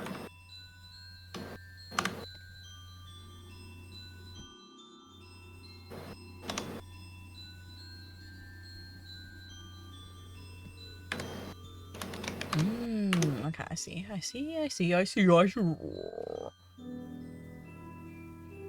of these days... no.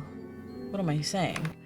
One of these days, I should go do a thing that I've already spent the time doing unsuccessfully. Good lord, what is happening in there? Madness. I need new line art brushes for Photoshop, and I already spent an afternoon trying to find some, to no avail. And it is driving me crazy that I'm stuck with the line art brushes that I currently have, and I need better ones, and I'm like, bruh. And I'm like, how do I find it? I think I have a new idea on what to search next, but oh my gosh, it's really crappy that I have to go through the effort to get normal line art brushes that are a high resolution. I shouldn't have to do this. The normal line art brushes in Photoshop should just be a high resolution, and they are not. They are unusable to me because they're so small. That is sad. And I've shown it on stream before, but I'll show it again. Like, here's a normal line art brush. I'll zoom in. Its max size is 30. I'm gonna go make this 100% so we have it nice and smooth. So we can see, like, not to mention this little nipply thing that it does that I freaking hate. It's very nipply. I'm You not see gonna what I mean? lie. Like, and even as I circled the nipple, the line I made also has a nipple, and that one has a nipple, and this one It has wants a you nipple. to gaze into the nipple. I'm being hypnotized right now. If you know, you know. You very probably don't know. Anyway, so the max width of the normal line art brush is 30. And I draw things at a high resolution, but if I make it, like, big, like, say, maybe the size I would want it for the line art I'm doing right now, as you can see, let me do another zoom in, so you can see what the problem is. Yeah, it makes it bubbly. This is unusable. This is utterly unusable, and that's BS. This should not be a thing. It was so insanely BS. Anyway, I had to get that out of my system. And also, this is why I write down my brush size, because I went to a different brush, and I can just type in manually my brush width. And then boom, I have the same brush width I was at again, because that's the thing I have to do.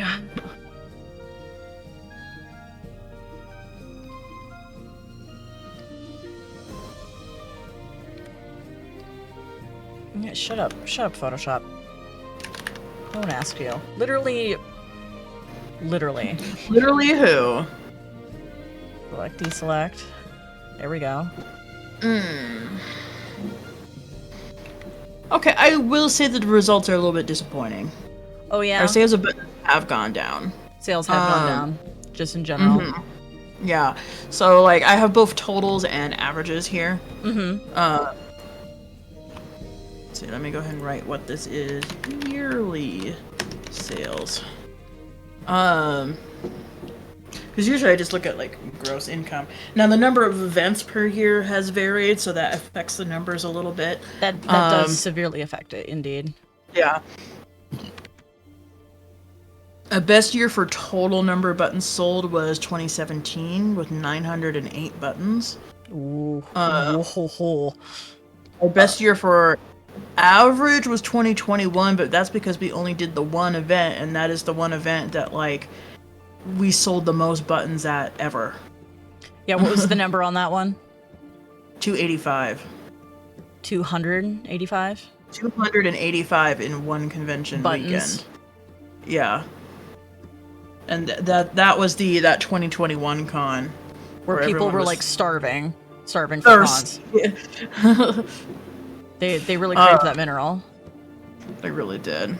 Okay, okay, hang on. I'm a little confused because I feel like you're like, this one was the most. It was 200, and the other one you were like, this one it was also the most, but the second most, it was 900, and I'm like, what? Okay, listen. Okay, sorry. So I'm like, wait, what are these numbers again?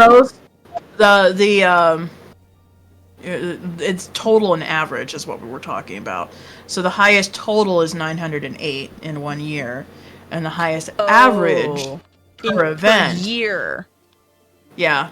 Oh, not per weekend. Yeah. Okay. That is very important distinction. For 2017, we sold a total of 908 buttons, but the average per event was 151. Which is still pretty high. And then 2021 we had one event and we sold 285, which is our highest like for one event. So okay, what was that number again? 285. Okay, 285 buttons. And then our next highest average, like in a year where we didn't just do one event, is 164. It's like the average per event that we did that year, and that year was 2019. 2019, I think, was our most banner year, like overall. Yeah, but definitely the 2017 to 2019 range was really, really successful. Yeah. And we should go back to those days. Want to remember those days. Got to remember those times. Oh, remember those times. pre-COVID economy. Yeah, the pre-COVID economy. Yeah, but yes, I have noticed this trend of like buttons going down, and I am kind of curious. I'll just go ahead and ask in the server Yeah, just as a general. basically I'm curious, like, hey, this is a trend I've noticed where, like, I'm not seeing people sell pinback buttons as much anymore, like, at all, which is really curious. And then I guess the other question is, like, did you used to sell pinback buttons, and did you stop in favor of the other product types like acrylic charms or enamel pins? And why did you stop bothering to have buttons entirely? Like, did they not do well for you? Or did you just decide not to bother with it? You can word this however you want. I'm just kind of saying my thoughts aloud here of, like, I am super curious about this. And I'm like, yeah, why has pinback buttons been, like, dying out? It's really weird.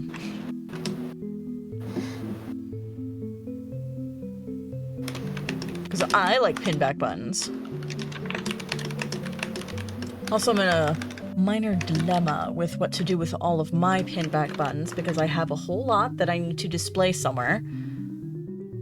And the place I was planning to get a bulletin board, but now that I'm going to make several different bag displays, I'm going to switch out.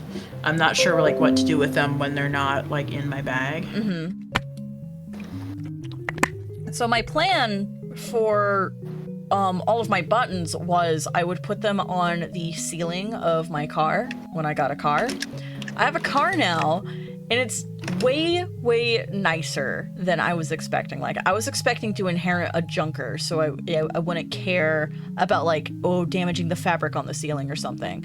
Because I'm used to having junkers. That's what I've had my whole life. And I have somehow inherited one that's, like, well taken care of already. And I'm like, I can't bring myself to do this anymore. So I'm like, crap, what do I do with all my buttons now? And that's a really, really, really ironic thing for me to complain about, concerning that I have an entire section on my website. Hang on, let me just go to my website real quick. Come here, baby. An entire section. Okay, let's see. Products. Buttons. So, or pinback buttons. Again, we have hard ones available. Wink, wink, nudge, nudge. Buttons, buttons, buttons. And then I have a section here that says ways to display. Buttons are great on shirts, hats, jackets, bags, lanyards, curtains, car visors, and more. And so car visors is like the sneaky one where I'm like, yeah, that's a cool option. Do that. And now I'm like, crap. And then I also have the same thing for magnets, because constantly, like, you know, people will be like, oh, well, that sounds nice, but where do I put it? And I'm like, well, they come in buttons and magnets. And you know, gives you more options, but definitely the magnets are like the black sheep. Nobody wants to buy the magnets. I'm like, because I'm always like, oh, well, obviously, like the first thing you think when you think magnet is it goes in your fridge. And so many of my customers are like teenagers, and they're like, oh, well, it's my parents' fridge. They wouldn't want me to do that. And I'm thinking to myself, unless you have like a super, super rich person's fridge, and I mean like super rich, I don't know why you would care about that. It's a fridge and it's a magnet. It does nothing to the fridge. Oh, some parents are aesthetic overbearers. Yeah, I understand some of them, but I'm like, but this many? This many, where they're like, no, my fridge needs to be pristine and not have a single decoration on it whatsoever. I'm like, okay, geez.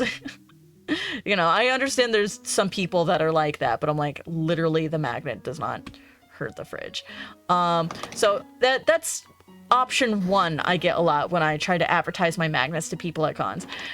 So I'm like, okay, so they're usually like teenagers or tweens or something, and they're like, oh, I can't put it on the fridge. So my other number one thing is school lockers. You have a school locker, don't you? You want to decorate the inside of it. Use magnets to hold up pictures of your friends, or hold up little pieces of paper with like some notes on it to remind you about homework or something. You know, that's really great too. And then people give me excuses for whatever reason that they don't want to do that either. Like, I think some people get the impression I mean the outside of the locker, or some people say they straight up don't have a locker. And I'm like, what do you mean you don't have a locker? Some schools have taken them out. Really? Yeah. Where do you put your stuff then? They expect you to carry your backpack around with you everywhere, which is so funny because other schools are like, don't you dare bring your backpack to class. So like, It's like, where do I put my 15 books, which individually I could use to kill a man? Like, you're thinking like a millennial, unfortunately. well, what do they do now? They have Chromebooks. They don't really have textbooks anymore. Everything they need is on their Chromebook. Yeah, but they don't. I mean, they still have like stuff they carry. Well, yeah, that's what the rest of the backpack is for. I just don't. I don't understand this economy. but no, there's not any. They're not carrying 15 textbooks around with them anymore. That's not a thing. Yeah, but AR reading, they're still doing that. Yeah, but they'll have like one book with them. Or two. Hold up, Chromebooks instead of regular old-fashioned textbooks. Yeah, they started introducing Chromebooks in my last year of high school. My last year of high school was actually 11th grade because I skipped 12th grade and left. I was like, screw this noise. You just started college classes early. I started college classes early. I was ready to leave high school. I'm like, there's no rule that says I have to do 12th grade. So I jumped. There's really not. I jumped ship. The system is lying to you. The system is lying to you. I was like, I am so done with the high school system. And I went to get my GED and then I started taking college classes. There you go. So I can jokingly say, I'm a high school dropout, but like, no, I'm a high school, like, run to what's better sooner. GED is better. Just go get that. You're rising out. I'm rising out, yeah. Hydrate. But yeah, I'm like, I freaking hated the Chromebooks just because it was replacing our planners, because we had physical planners every year. That was like a physical notebook / calendar, and I loved having those every year, and I loved doodling in them, and I've kept all of them. I don't know where they all went, but there's a lot of great doodles in my high school planners. Yeah. So from what I've seen, if there's textbooks still in use, they stay in the classroom. Otherwise, all the assignments they need to do are going to be like on Google Classroom or Canvas or one of those classroom sharing services. And then... Yes. I'm just thinking about, like... okay, how do I word this? So that way I can be private about life stuff. Okay, basically, I happen to know of a class, and this probably happened all over the country during COVID. So it's COVID and blah, blah, blah, blah, blah. Oh, I know where you're going with this.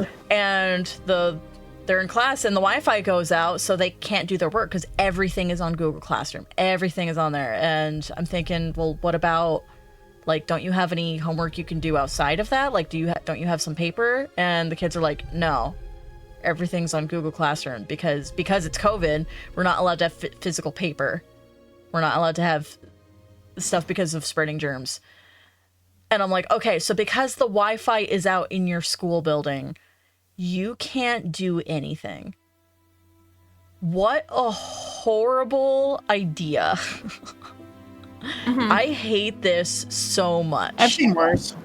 I mean, yeah, I've seen worse, but I'm still, like, really pissed for those kids. They can't do anything.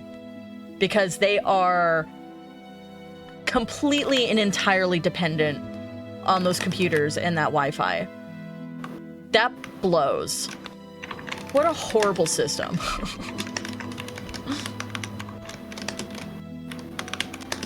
Man, I went on a tangent and a half, but I will backpedal to this previous question from Cross. Let me guess, the color of your car is purple. Absolutely freaking not, because painting a car is really, really, really, really, really expensive. Yeah, purple cars are not common, and she can't afford to paint hers, so... Yeah. It's like, I inherited a car as a gift, and I don't get to choose the color, but the color as is driving me bonkers, because it is the most inconspicuous color a car could possibly be painted. So I have a hard time finding it in a parking lot because there's like 12 other cars that look just like it. It's hard to find. So back to your thing about the buttons. Our two questions we're curious on why people think this is.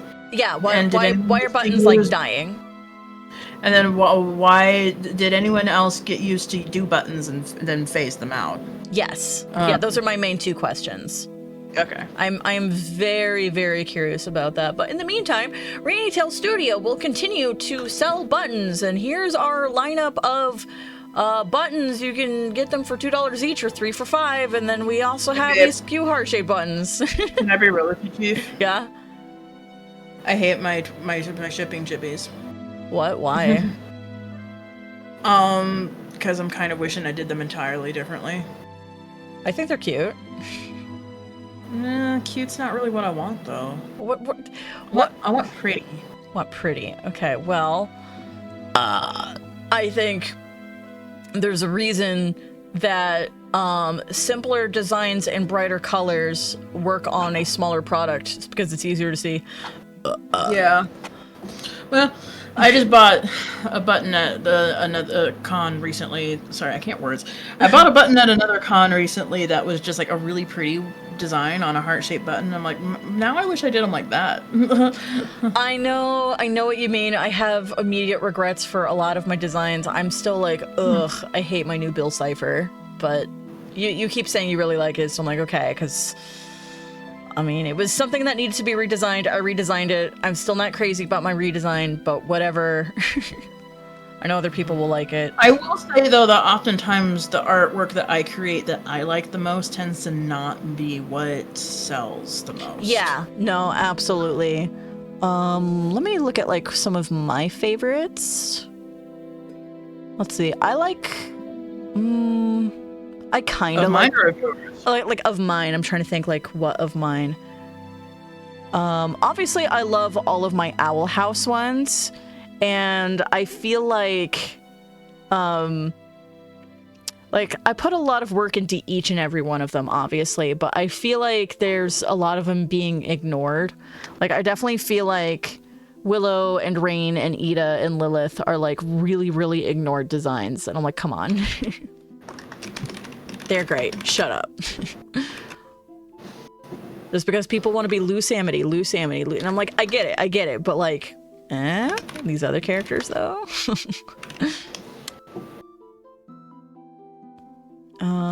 Let's see, what else am I particularly proud of? I mean, I'm still quite proud of my Chibi, Papyrus, and Sands. I still think those look really great. I still freaking love my Peach Copic, and nobody pays attention to it because it's detailed and it's on a small button. Yeah. Yeah, that's the thing. I want to do more work like that. Okay, actually, with that said, like, the things you just said of like, oh, it's Copic and traditional and stuff like that, which usually doesn't sell well. With that said, the 2 Luma buttons still do well. Actually, they do. Which is really weird. Yeah, like the Black Luma is like definitely like has more contrast and like looks better as a button, I think. But I'm still surprised how much Luma Pals sells. I'm like, really? And the caged Luma has hardly sold at all, and I'm like, what the fuck? Yeah, I feel like did there's I just something. miss the window? Did I just miss the window where that would have been? I don't think that's necessarily true. I just think there's something about it that makes it kind of hard to see. And I think it's just maybe like the liner of the cage that kind of makes it a little hard to see what we're looking at. Maybe we need more contrast in the background between the color of the background and the Luma. I could make the background like the lava. Mm-hmm. From the movie. So maybe it could be like adjusted a bit, but I think it's great. Let's see. And also my backpack Korok hasn't really sold. That's another Copic one. That is another Copic one. I suppose that's true. But, I mean, I was going to say, I think the thing with the backpack Korok here is that, like, there's a lot of other people selling similar designs. I've seen a lot of backpack Korok stuff. True. So, you know, maybe it's an oversaturated market, but buy mine anyway. I just wanted to draw a backpack Korok. I mean, that's Yeah, follow your dreams, draw how backpack I Korok. feel in my heart. Yeah, I'm trying to find more designs that are where I'm like, I'm really proud of it, but it doesn't sell well. Okay. I'm still really proud of my 2 cinnamon rolls. I don't know. My TP Zelda, no one cares about it. Yeah. How well do the cinnamon rolls sell, would you say? Oh, they're pretty good. They're pretty good? Okay. I really want my Short King and Flat Queen to sell better than they have so far. They haven't gotten a lot of attention yet, and I'm very proud of how these came out, and I'm like, please buy them. Yeah, let me look at their rank as far as top sellers go. Yeah. And then I'm proud of my Minna, and I'm proud of my Wolf Link. I don't think they particularly sell well. I love my Hestu Does His Best Do. I'm gonna guess it doesn't sell well because it's something with readable text on it, and that doesn't work on a smaller design. So if we do bigger buttons where we will have designs exclusive to the small buttons and designs exclusive to the bigger buttons, and there's no overlap, I'm gonna move Hestu Does His Best Do to the bigger buttons. I'm gonna move him over. See, I'm looking for art that I'm really, really proud of, and I'm having a hard time doing that because there's much more art of mine in this pool that I'm like, oh, that sucks. And yet it sells at least decent. I'm sure. Okay, Cinnamon Roll ranks number 8 overall. Oh, really? The evil one? The Sin one, yeah. Yeah, evil. Okay, and then Cinnamon Roll, the kawaii one. Yeah, ranks number 33 overall. Interesting. I assumed the pink one did a lot better. Nah, I think people really like that evil little cinnamon roll. Yeah, they like the evil cinnamon roll. I mean, of course they do. I mean, look at them. Look I at also them. like, who else has that, you know? Yeah, I haven't seen anybody else with anything I also want to similar. make some buttons that are like, ask me about my Oshi, ask me about my husbando, ask me about my waifu. And that's something that you could like put in your Ita bag along with like your other merch appreciating that character. Let's see. I'm also very proud of Rhythm with the Tism. I know that sold decently well at its first showing, but I haven't seen it move at all since. Hold on, let me see where that one's overall. Yeah, where's Rhythm? Oh, I'm drinking so much water. Oh, yeah.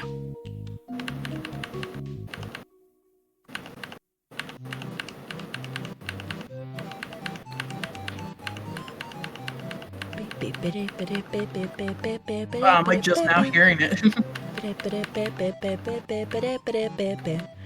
As in it's quiet for you, or what? Yeah, I just now like started hearing it. I haven't been hearing the music for a while. Well, maybe I'll turn it up slightly. It's like, again, chat, if the audio balances are sucky, let me know. Because I've been listening to my VODs, and I'm like, oh my gosh, I can barely hear my background music. But the volume should be good. Number 132 overall, but that's still pretty good for like, you know, a new design. For a new design, yeah. Let's see. Obviously, I'm proud of my sad Pikachu in the rain, but that's just because it's a sad Pikachu in the rain, and like you don't see designs like that anywhere else. And it's the emotion it draws out. It makes people go, "Why would you draw a sad Pikachu in the rain?" I'm like, well, that's because he looks so dang happy all the time. Everybody else draws him so happy. You don't see anybody drawing the Pikachu all sad in the rain, and they're like, "Oh my gosh, you're so right," and then they buy it. So that's counterpoint.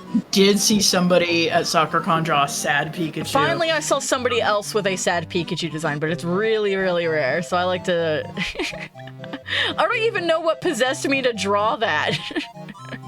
I don't know. You were just feeling it one day. I don't know. I just felt like drawing a sad Pikachu in the in rain. the day where we were like taking any art that we had and slapping it on a button. Yeah. And Oh yeah. rather than designing things for a button. Wow. What a different time of day. I don't know. Different era. Okay. What an age we live in. What an age we live in. Thank you. I'm effing losing it. Something I am proud of. I am proud of my entire FNAF set. Like the art style I did of like basically the main 4.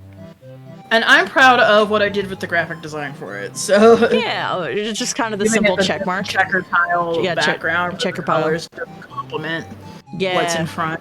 Yeah, you did good with that. But like, I'm really proud of how these came out. I'm just saying like the main 4 because Golden Freddy doesn't count. It's just regular Freddy, and I mirrored him and recolored him. So just the main 4, like the style I went for, that's kind of like these chibis, and they're kind of cute, but I'm still like trying really hard to lean into like these creepy expressions that are staring at you. I had so much fun drawing these, and I'm really proud of how these came out like to this day. Exotic Butters, that was a meme. Who friggin' cares? Circus Baby, I worked so friggin' hard drawing this. She was so difficult to draw, and I tried drawing her in like... She's actually one of my favorites. Thank you. Like, I really stylized her, not just like in the chibi sort of manner, but like technically I changed part of her character design because OG Circus Baby is really, really ugly. Like, really ugly. So I tried like, you know, just kind of making her my way. And yeah, it looks good, but it's not nearly as accurate. But you know, still like a pretty good drawing, what do I have? Oh yeah, I freaking hate my Muffet drawing, but that one's pretty popular, I think. Yeah. Other ones I really like, any of the ones that are in the style of like the thing I did in 2010, all the way back in 2010. Oh yeah, that was the like draw your favorite character yes. with the thick, all the line arts with the variated. The Rue right there is in that style. This Rue at the bottom. Mm-hmm. This Yuki is in that style too, even though she wasn't a part of that series. Yeah, the Yuki looks really, really good. The Yuki came out really great. But nobody buys those. Yeah, I mean Katara. Katara's from that series. But it's also the only Katara we have, so glad I'm finally doing some more Avatar stuff because it's about freaking time. Yeah. I would be totally fine if you replaced my Toph while you're at it, because I kind of don't like my Toph. I do feel you on that one. Like that one looks kind of awkward. But 2, these would be large buttons and not small ones, so well, I mean, yeah, definitely like make your Avatar ones into big buttons, and then they would be separate designs. They're gonna be prints primarily, but I think they would also work as large buttons, and I'd like to try that. Yeah, make them large buttons, and then we'll keep these 2 original ones as small buttons, and then see how well they do, and then like maybe phase them out, perhaps.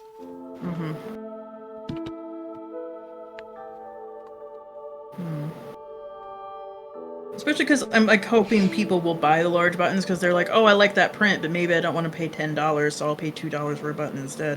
And I want to keep any other sizes or variations of buttons the same price, just because I don't want people to avoid them just because of the price difference. So I want to see how well they do on an equal playing field.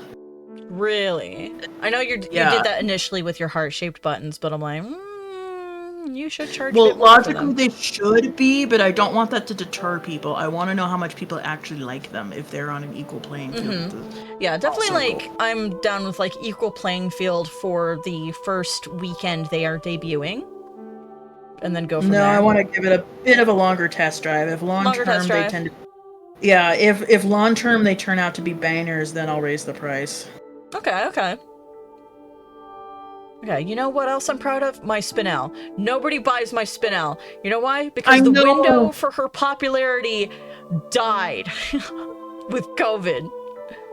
It's like it was the end of 2019 when the Steven Universe movie popped the frick off, and there was like everyone loved Spinel as they should. She's everybody great. Effing loves Spinel, but like then the Ronas. And everything died. I'm just saying, it ruined everything. It ruined everything. This was a tangent and a half. Gosh dang. It's okay. It's okay to have tangents and a half. Yay! Hooray! A rumphant. And I mean it this time. Oh, really? Yeah. I'm sorry. This is so hard to draw. So bursting forth or growing out vigorously. You really mean it this time? Wait, what did I effing say? A rumpant. Wow, I really mentally fell asleep then. Okay, like there was a time. So backstory about this vocabulary word. Okay, it's a story. There was a time I got one of those word a day dictionary like emails, like in my email every day, and just for some reason the word a rumpant stuck with me. And first of all, I thought it was a rumphant for the longest time. I'm just now finding out it's a rumpant, which is also the name of a magical creature in Harry Potter. Oh, really? Anyway, Okay. yeah. I didn't know that either. Yeah, it's the really bulbous rhino-looking thing from Fantastic Beasts. Oh. And it's got an explosive horn. Anyway, The more you know. yeah, it's a biology term, mostly. It is? Yeah, it's used primarily in biology, particularly to describe fungi, algae, or other organisms that grow outwards and break through a surface. Oh. Oh. Anyway, the word stuck with me, but the definition did not, which is why I had to look it up just now. I see. Frick.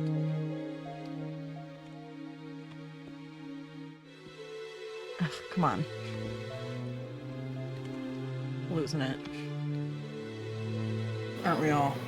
Oh, I lost it long ago. I'm glad I have my my tablet to draw on because my laptop is still rebooting. Oh, that laptop. What a card she is. Oh yeah. Vicky, pray for me that I find my discs or that I come up with another solution to my problem. I'm praying for you. Is that good? Did I do it? A little bit. A little bit? Yeah. Yippee! Don't know why I'm bothering doing any of this.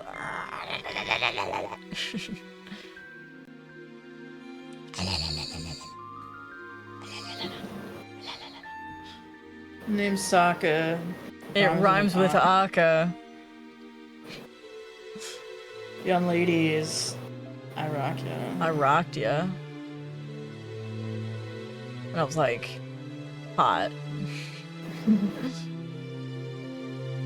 Poetry. That's all he has to say for his deeds that day. Mm-hmm. Which is your favorite tale in the Tales of Ba Sing Se? And don't say Iroh because that's cheating. I was about to say the Tale of Momo, just a meme. Just so everybody would be like, the Tale of Momo sucks! It's just D. Bradley Baker making noises for a really long time. Actually, that's really good. Actually, come to think of it. Come to think What's of so it. bad about that? D. Bradley Baker, my beloved.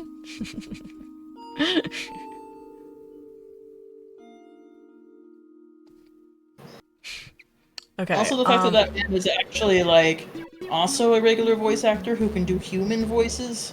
I know, I didn't realize he could speak like a human until Legend of Korra. I know, and his character in Korra is so freaking good. His voice is so good, and like...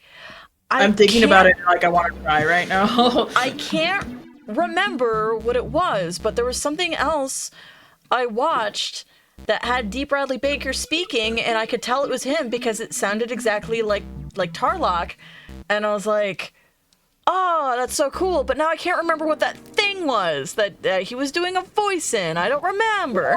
What if I IMDb? Yeah, I IMDb. That'd be great, thank you. He's definitely going to be one of the actors with, like, one of the longest resumes, though. Yes. Absolutely. Anyway, I will skim through and see if there's anything else we might have seen recently. It wouldn't have been recent. It would have been in the 2010s somewhere that I would have watched this. Okay, well... If that helps narrow it down. Something we would have seen. Yeah, something I would have seen, something that would have been after Legend of Korra, that I'm pretty sure was not also Avatar universe related, but was voice acting of some kind and was a human voice talking. And I'm like, what was this? What was this that I heard him in? Because, like, now I can't remember. No, there's a lot of Star Wars stuff. I wouldn't be watching any of that. I know. Adventure Time? It could be Adventure Time. This is Adventure Time Fiona and Cake, specifically. So let me go further back. Well, does it say what character? Zababy, Moon Demon King, and Ageling Dinosaur. Oh, that really helps me out. Great. Heck. I mean, he's in some SpongeBob stuff with like some bit voices. He's Bubble Bass, I guess. He's Bubble Bass? I mean, it credited in SpongeBob SquarePants Presents the Title Zone, so I have to go further back to see if he's still Bubble Bass further back, but... You forgot the pickers! Like, really? That's his, voice acting legacy there? Oh, Young Justice?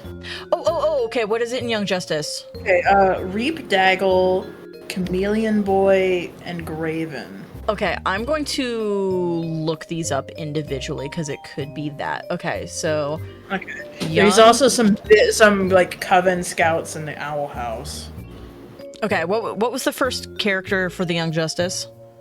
Reap Daggle? Reap Daggle. Yeah, it sure is a name.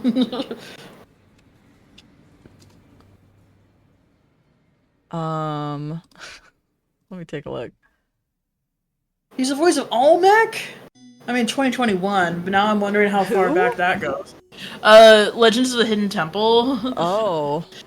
When I was a kid, I want to be on Legends of the Hidden Temple. Yeah. Okay, so some kind of alien character I don't recognize him. For all I know, he could be from season 4, which is the one season I have not seen. Okay, what was the second character? Chameleon Boy. Chameleon Boy. Golly, and now I want to watch more Young Justice. Holy heck. Okay, well, Chameleon Boy is coming up with the same character. Same character, that's interesting.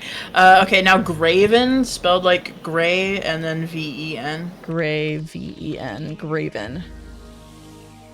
I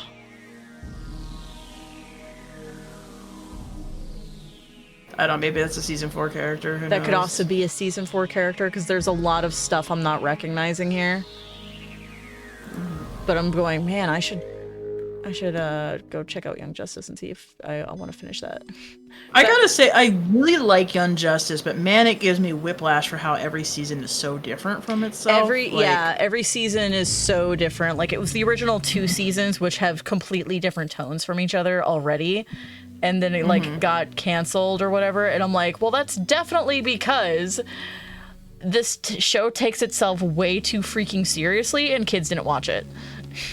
Well, I also heard it had to do with toy sales.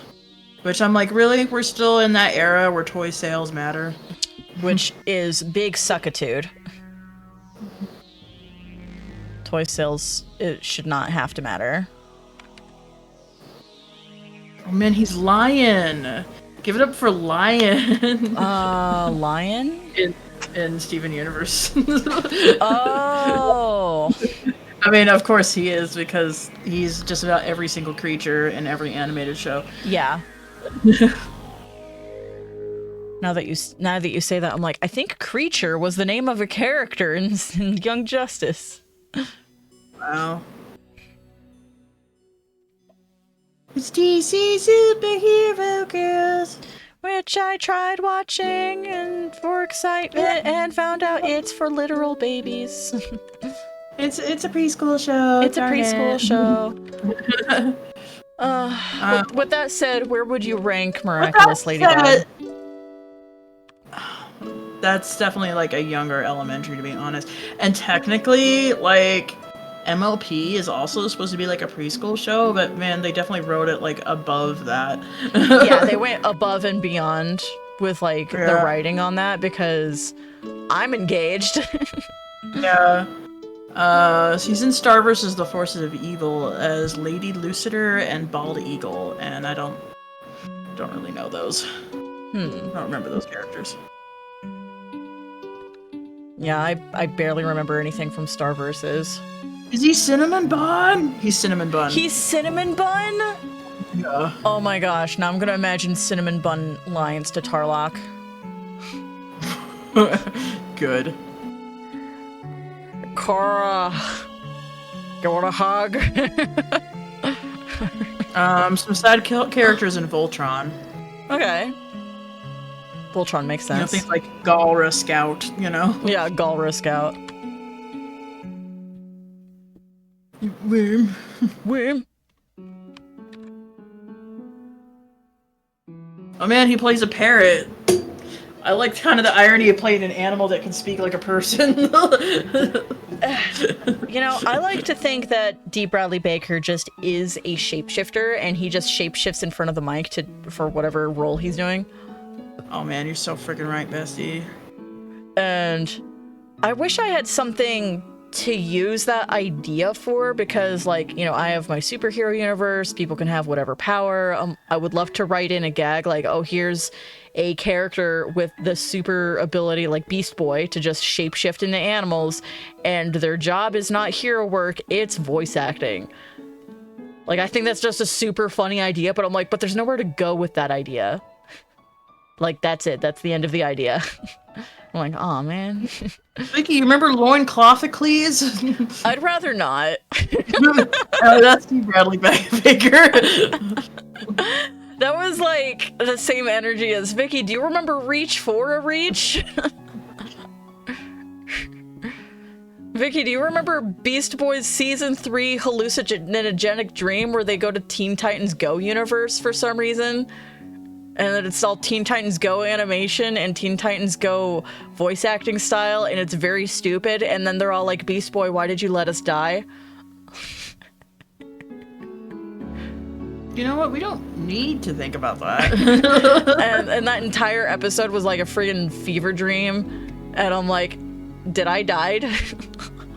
He's played Ra's al Ghul a couple of times. That's pretty cool. Ooh, Ra's al Ghul. He's ghouly.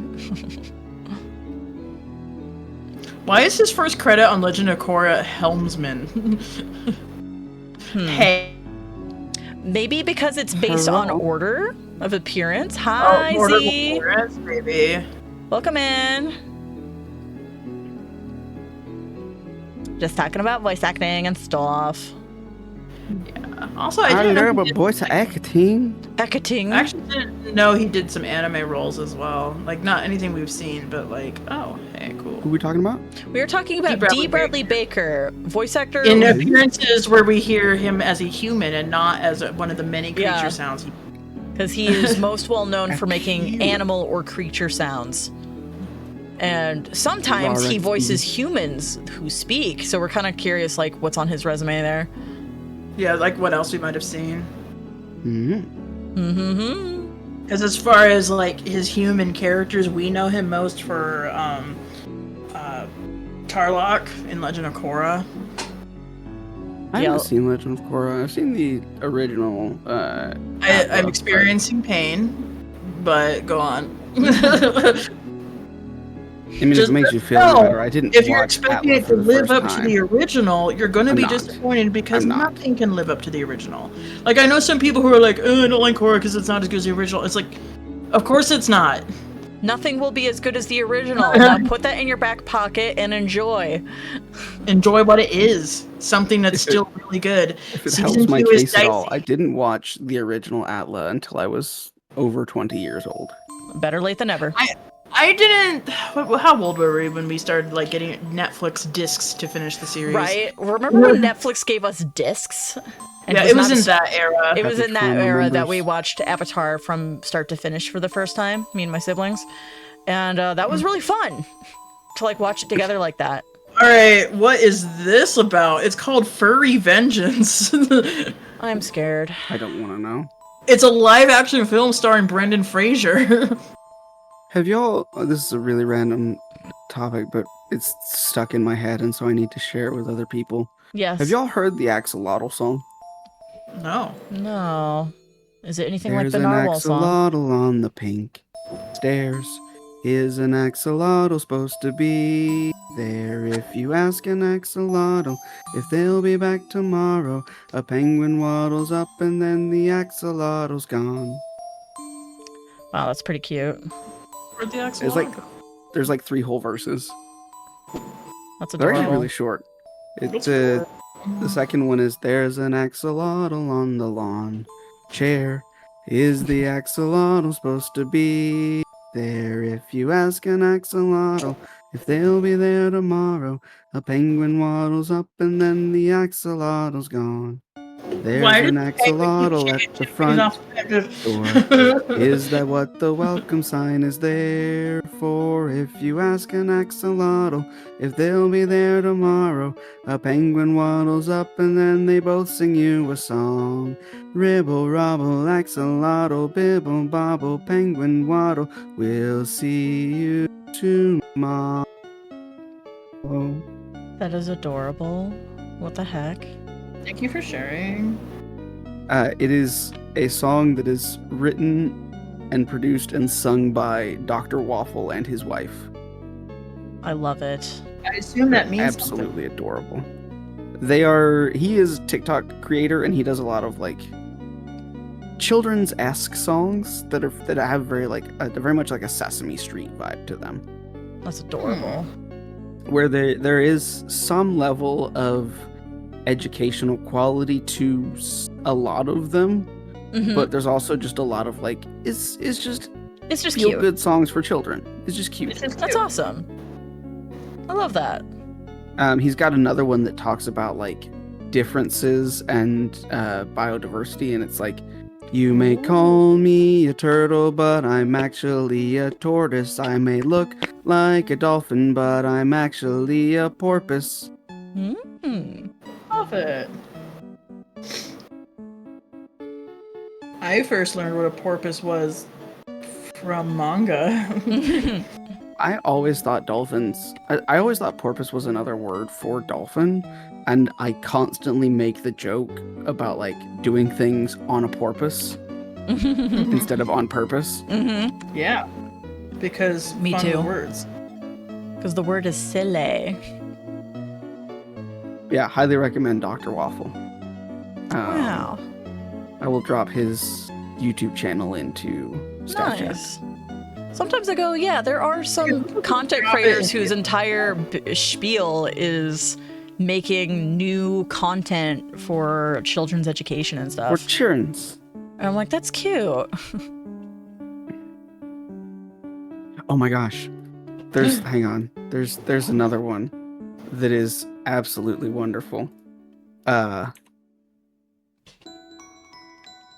It's a little flightless bird living in New Zealand, wanted to see the world, so he packed a bag one weekend, took a flight to Scandinavia. Now he's Petey, the cross-country skiing Kiwi. Oh, I love kiwis. It's They're so so cute. And it's so upbeat and silly. That's so cute. I love it. Also, he and his wife just have gorgeous voices. Ooh, like when you can actually sing. I've put the cross-country skiing Kiwi one into staff chat as well if you want to That sounds look at that real adorable. quick. It's really, really short. Okay, I'll look at just this one.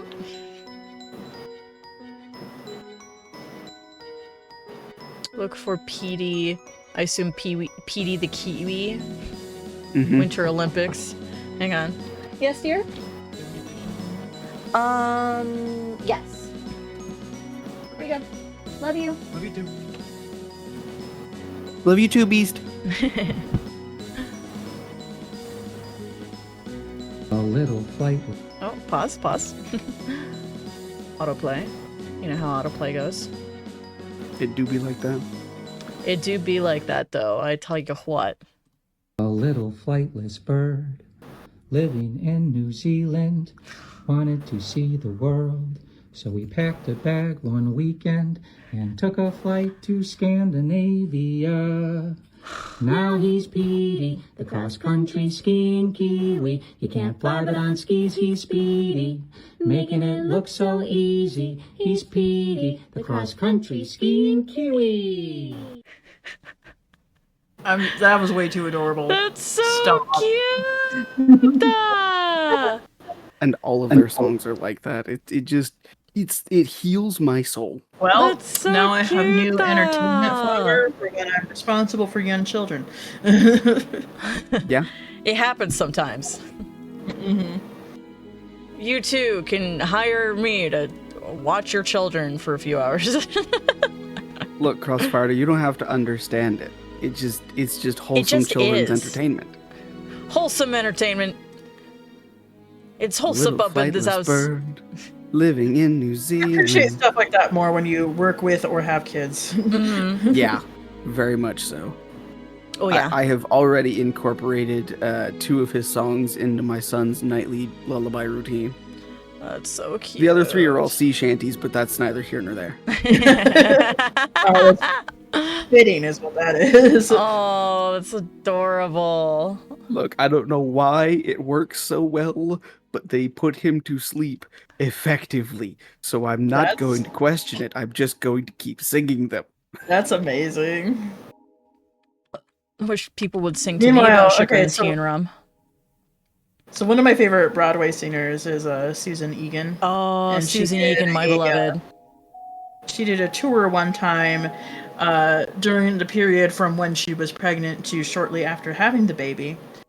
And when I saw her live, it was after she had the baby, and one of the things that she mentioned was like, I thought having a kid would be easy. I'm a professional singer. I'll just sing her to sleep. Doesn't work. Yeah, and she's like the voice of... Yeah, Susan Egan is the original voice of Megara in Hercules, and she is Belle on Broadway for Beauty and the Beast. So, she's those two. And then her daughter is like, I like the mermaid. Yeah. And she's like, you traitor. Which I friggin' love, because of course. Yeah, she's That's got a song fantastic. called Nina Doesn't Care, and one of the lyrics is, she likes the mermaid more than me. It's so funny.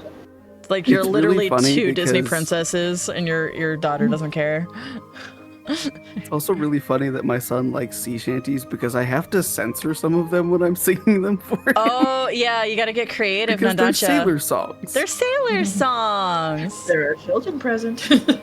There are many. There's a single child present. Single And, So I'm just children. thinking of that scene from Coco where, like, the one guy is, like, second dying. He's like, will you sing me my favorite song? So he does, and then he, like, censors it mid-song. He's like, those aren't the words. He's like, there are children present. It's like he's literally on his deathbed. I think you can say some suggestive lyrics in front of a child just this once.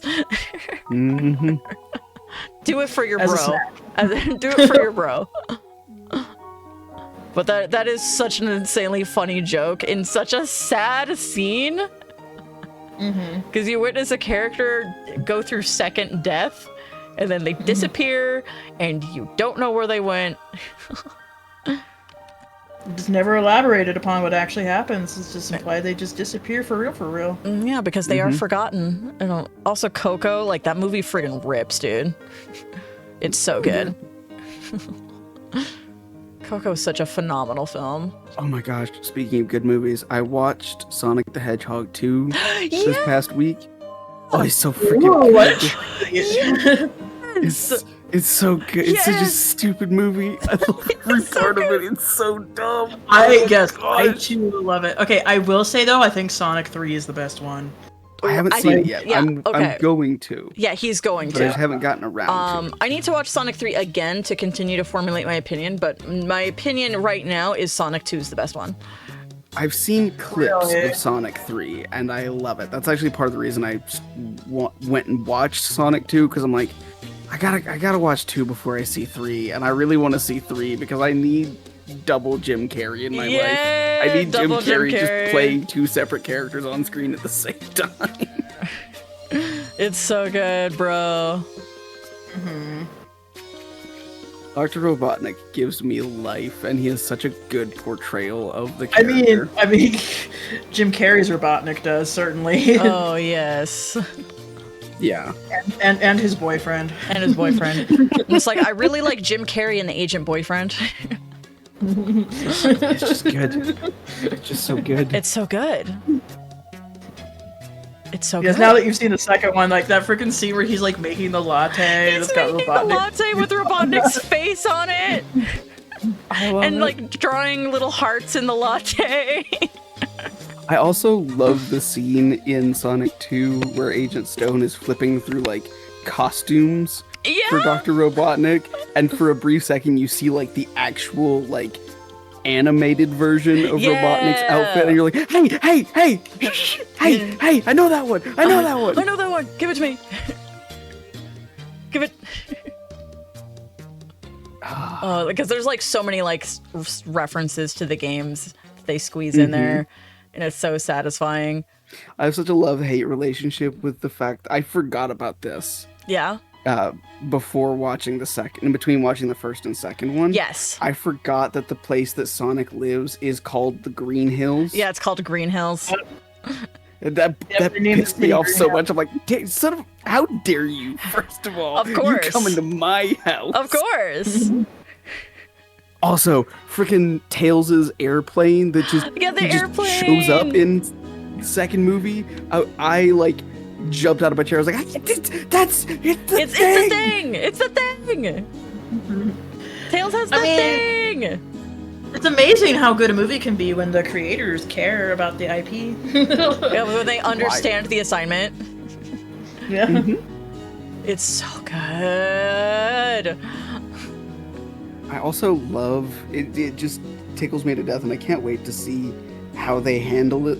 But the fact that Sonic is like a huge Keanu Reeves fan, and Shadow is voiced by Keanu Reeves, I'm just like, that's such a Wait, subtle wait, thing. wait a minute.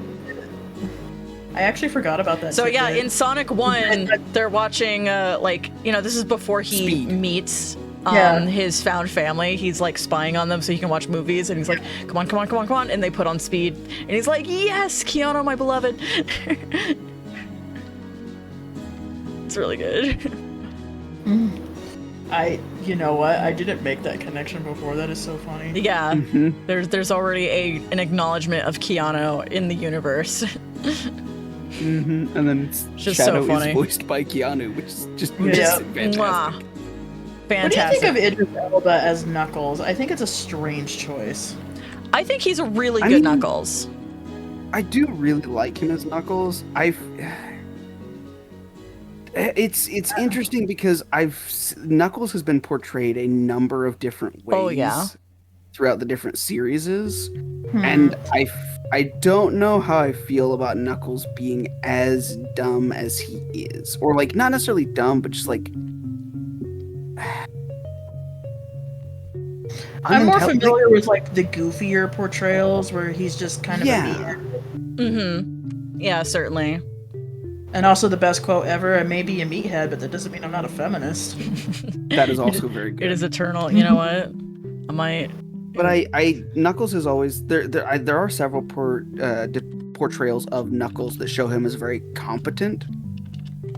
And I don't know how I feel about the like hyper tribal warrior, like strength is the only thing that matters portrayal of Knuckles that they did in the I don't second movie. hate it. It's just not. I don't what hate it. expected.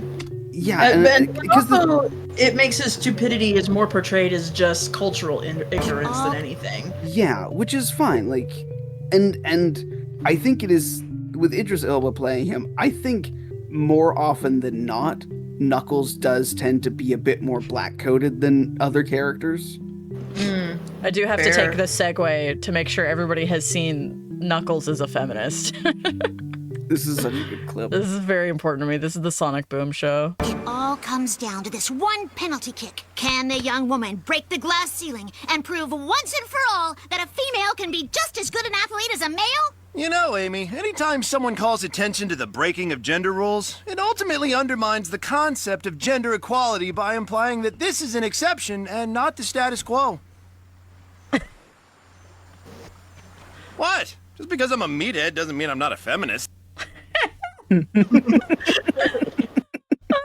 Hey, first of all, mwah. Second of all, I need that clip side to side with, like, Katara standing up to Master Paku. Oh my gosh, yeah, like that's So, one of my disclaimer, few I love nitpicks. that episode, but it is However, kind of a comma. little bit dated. Yeah. It's one of my few nitpicks about the Avatar series is like the weird forced feminism stuff. And I'm like, literally like, with Katara's character, they take the time to directly point it out. With Toph's character, it's just, it is what it is. Todd's character is completely different with it. I really love the way that they handle that in a lot of stuff in Atla, like especially with Sokka's development. Yes. Sokka's development so good. It's so I'm drawing good. it Like right going from a very misogynistic character to someone who's like, oh no, I'm completely wrong and I need to correct it myself. Yeah. Not only that, he's into it.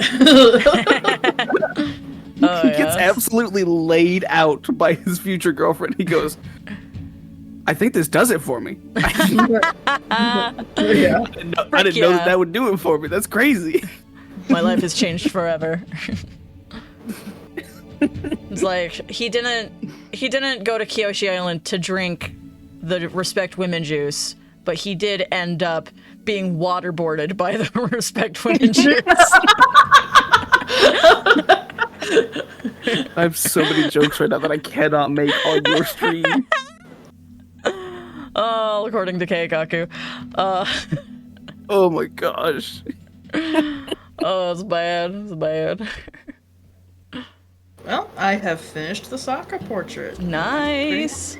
That one came along a little bit easier than the others. I spent so much time on the Katara one. I was like, Katara should be the easiest for me because one, I've drawn her before, and two, like, you know, I could have a good understanding of her features. But nope, the Katara one took me forever. Forever.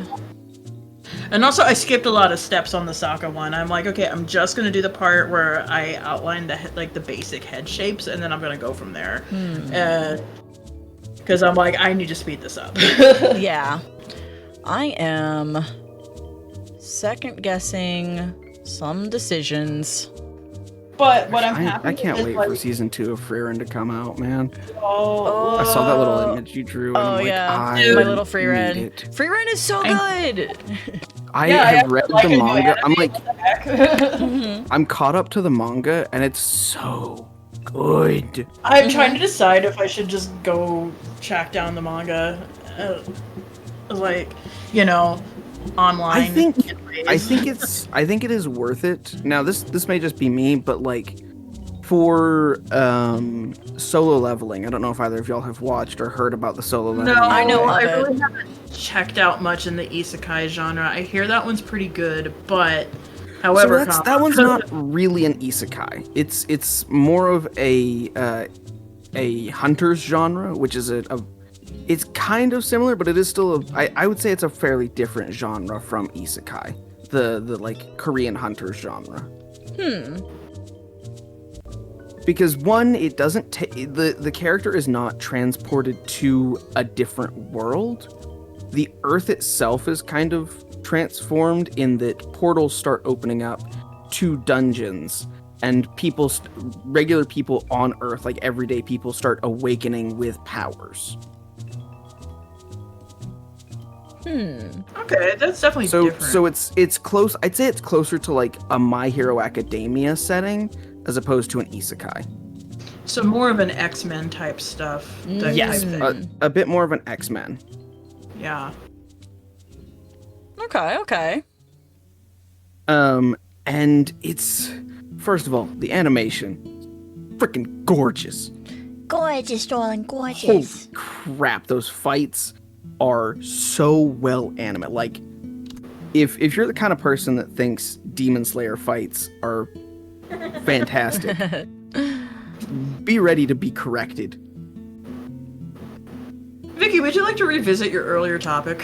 I'll summarize. Earlier, I was trashing Demon Slayer. It's like 2 still frames in a fight.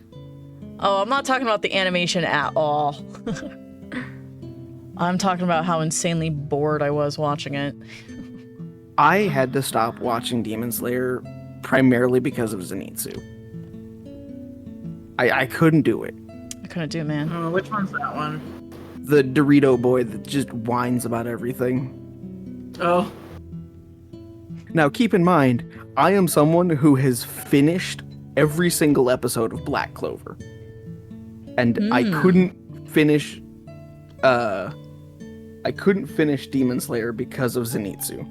I really don't know anything about Black Clover, so... A lot of people get turned off of Black Clover because the first several episodes, the main character is basically just a tween-age child that just yells a lot.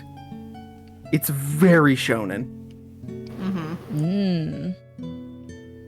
But I feel like I enjoyed it a little bit more because I could kind of understand at least part of the reason why they did it that way.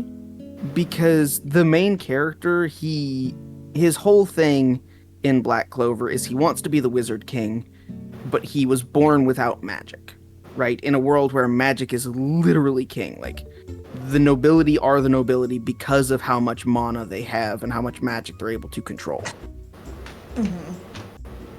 And so he, as someone who literally cannot use magic at all in a world where everyone can use at least some level of magic, is very much seen as an outcast.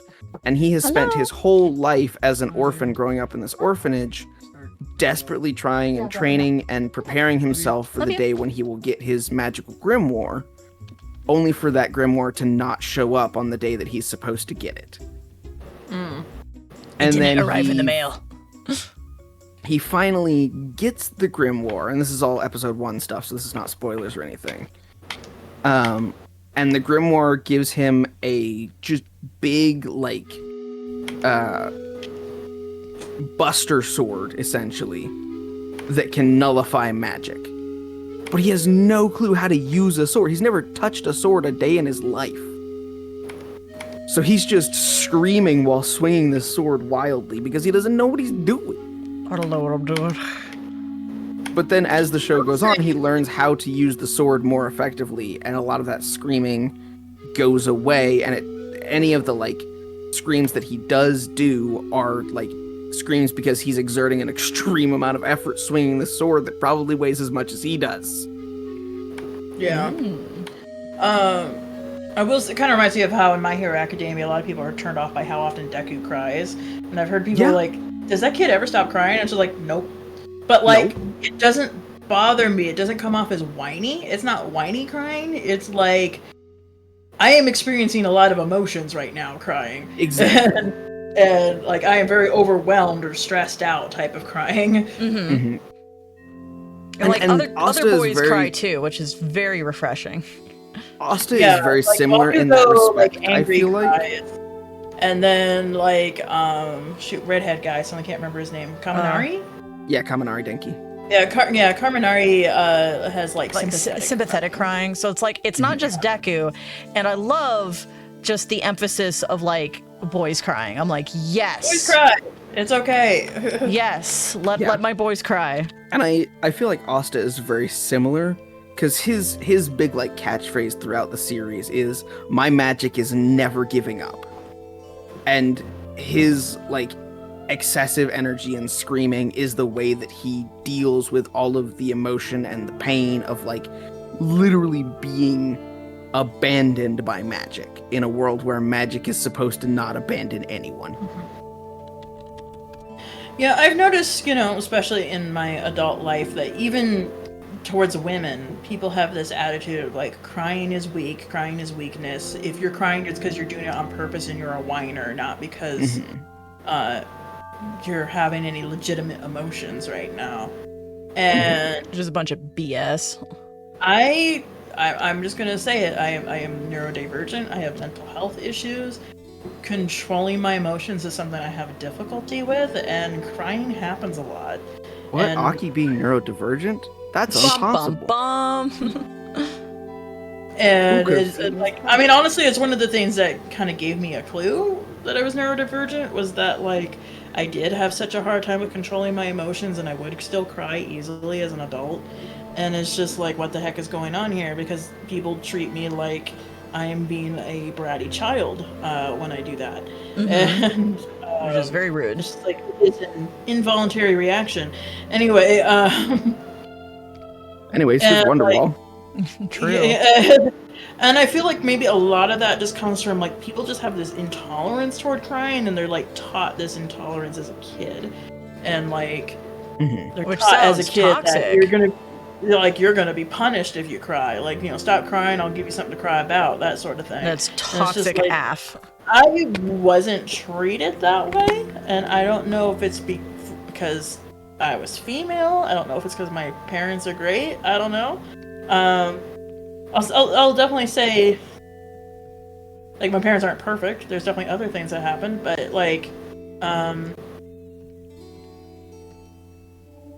just, I don't know. It was only ever my brothers that made me feel like crying was wrong, like incorrect. And not ever my parents, so that's... F those guys. Yeah.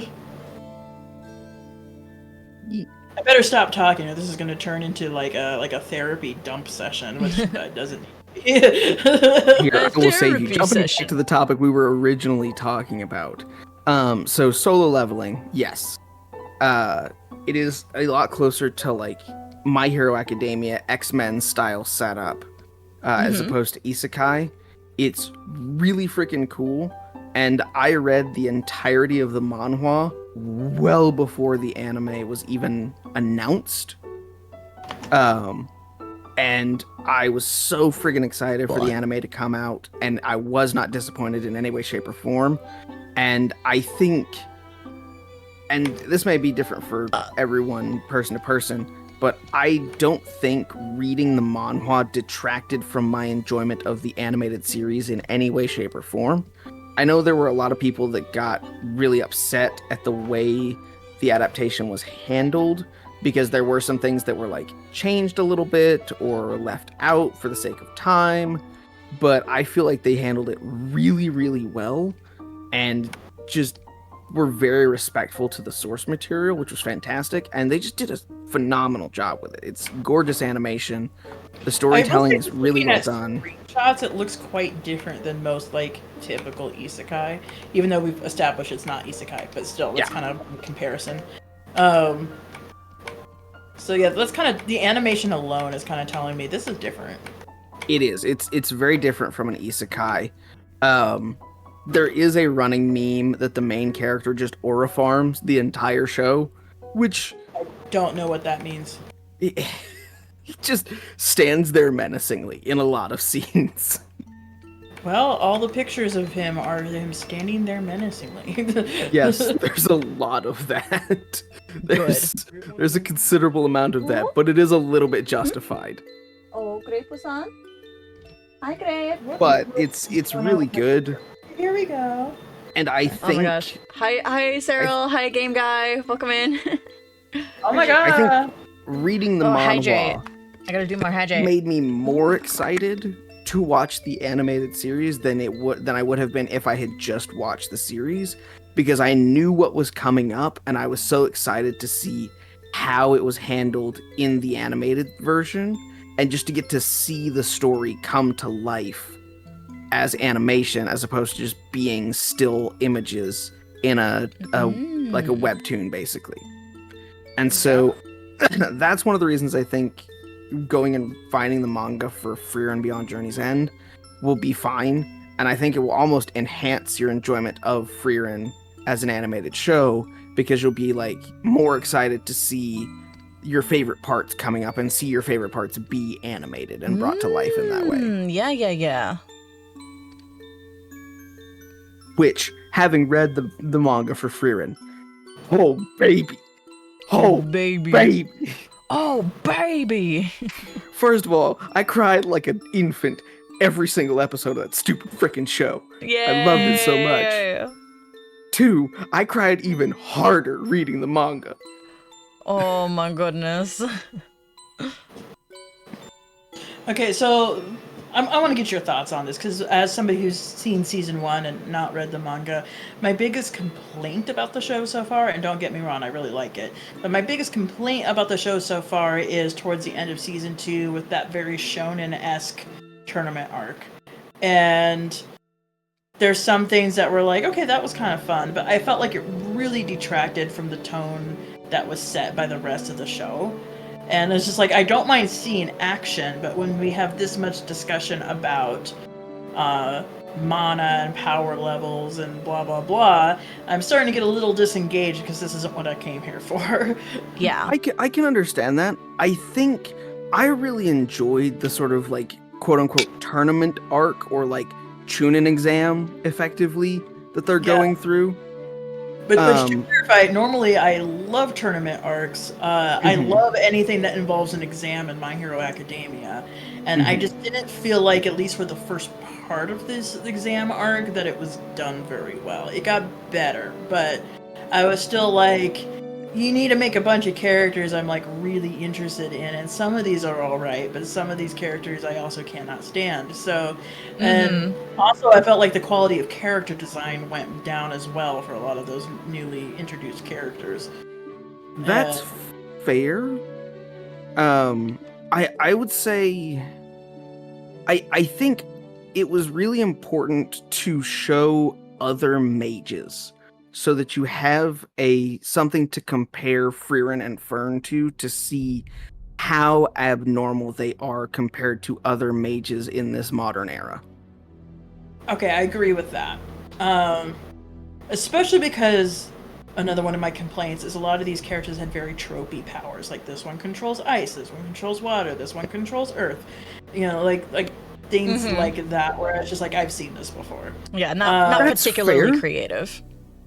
But, I mean, if you think about it, all Fern does in combat is use magic missile. That's the only thing she does in combat. That's not the only spell she knows, though.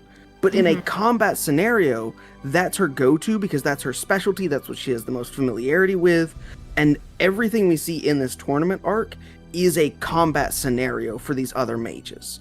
So they're going to what they excel at, because they know it is the most reliable spell in a combat scenario when their life is on the line.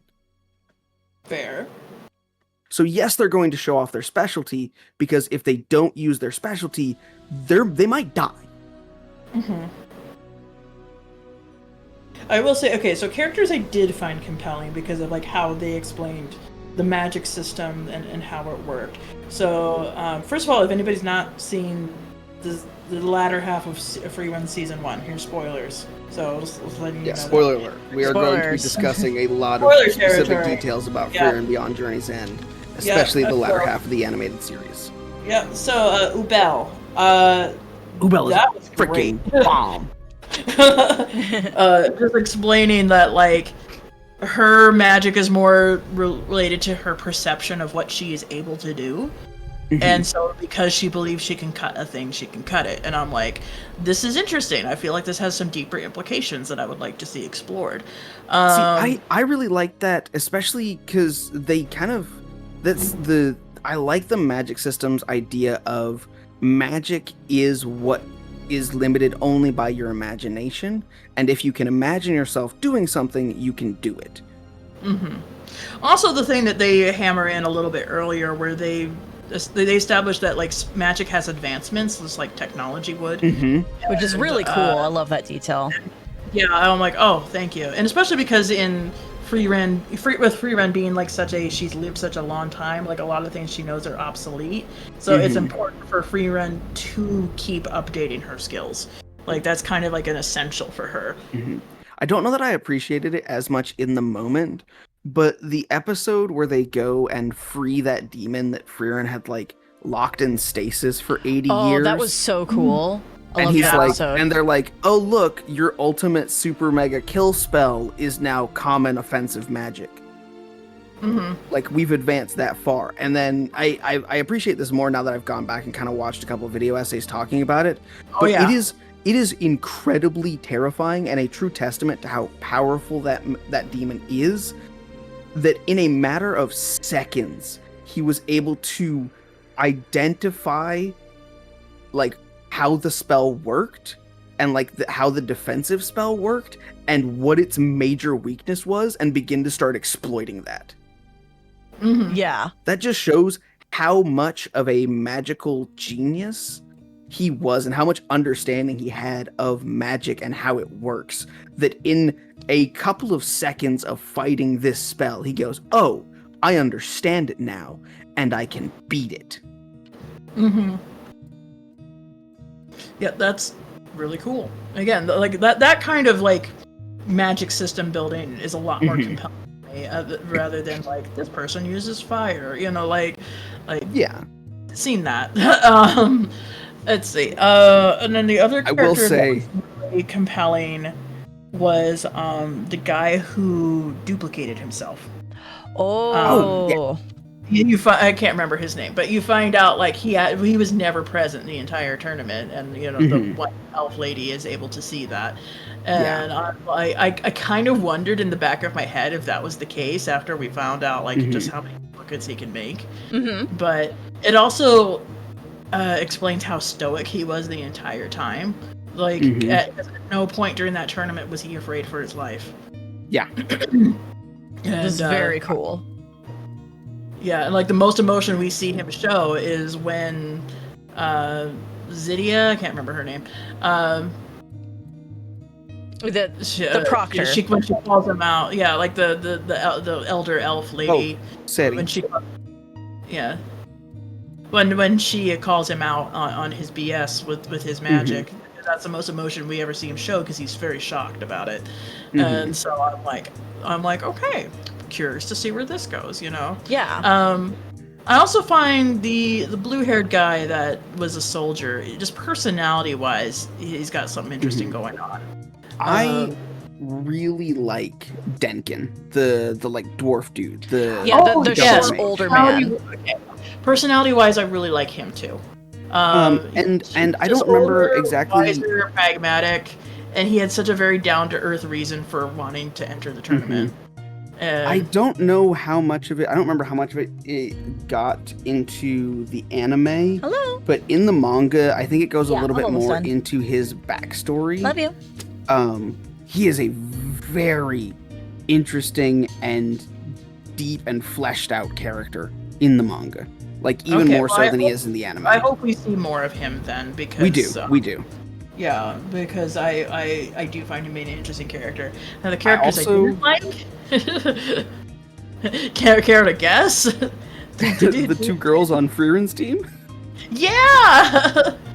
I will say I Like, cut them a little these bit are of slack. characters I've seen before, and they're really annoying. I cut them a little bit of slack because they are still fairly young. Kill them. It's just more. These are characters I've seen before. I can understand and appreciate that. Yeah. I will say one of my favorite things, and it has become even Also, more I don't so. like their character designs either. They don't seem to fit in the same universe. That's fair. One of my favorite scenes, and again, it has become even more so as I've been watching like video essays and stuff talking about Frieren, because I've got a 40-minute commute one way to work every single day. Heck So yeah, I just, dude. I just listen to video essays all the time. And I love the scene towards the end of the first trial of the like tournament arc when Denkin and his team have like, they're like, okay, well, we have to go find something else. And they run across a team that has lost one of their members, but has a Stilla. And Denkin's like, okay, we're going to get that Stilla. And his team is like, what? We're all out of mana. What are we going to do? And Denkin just rolls up his sleeves. He's like, we're going to run their pockets. What do you mean? What are we going to do? We're men. We're going to beat their face in. We can still throw hands. We're gonna get the still. There's no This is the rule only against throwing option way to hands. take. Yeah, there's no rule against throwing hands. Just because we're out of mana doesn't mean we can't fight. And they're not gonna give up without a fight. I'm gonna run their pockets. Wow. True. Let's throw hands, bestie. Throw hands, bestie. Okay, so this is like almost done. Crazy, But I'm out of mana, but I can jump still off. cast fist. Cast fist. Hang on. Okay. Okay. One. At the darkness. Okay. I'm done. But there's one detour now that you say that, and you're gonna like this one. Hold up. And then I have to get off. You're seeing what I'm typing in. I have not seen this. No, you've seen this. You've seen this. Sure. All right. You've seen this, but because of what you just said, now I have to play this. Ah, Sam, there's an orc Turn it up. on the bridge. Ah, worry not, my friend, for my magic will send him running back to the Darklands. You all fooled him, you see. He's wearing one of Wormthal's amulets. Your magic would bounce right off of him. Then perhaps I'll have to use one of the oldest spells ever crafted. Magician's Brick!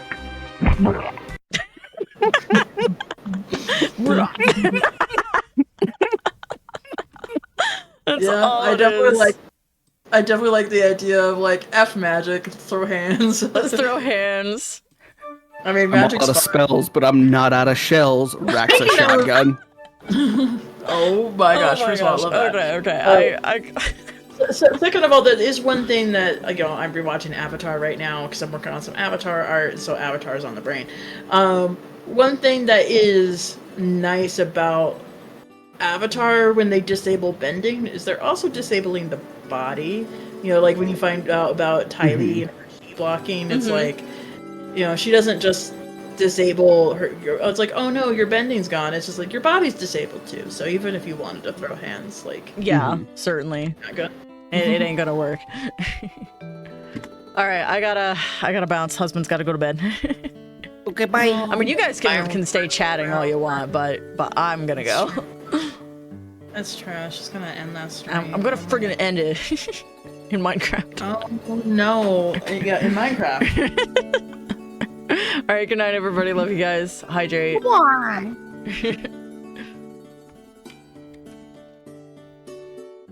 No. Crunch. There it goes. So, oh, she's crunchy. I'm crunchy. All right, good night.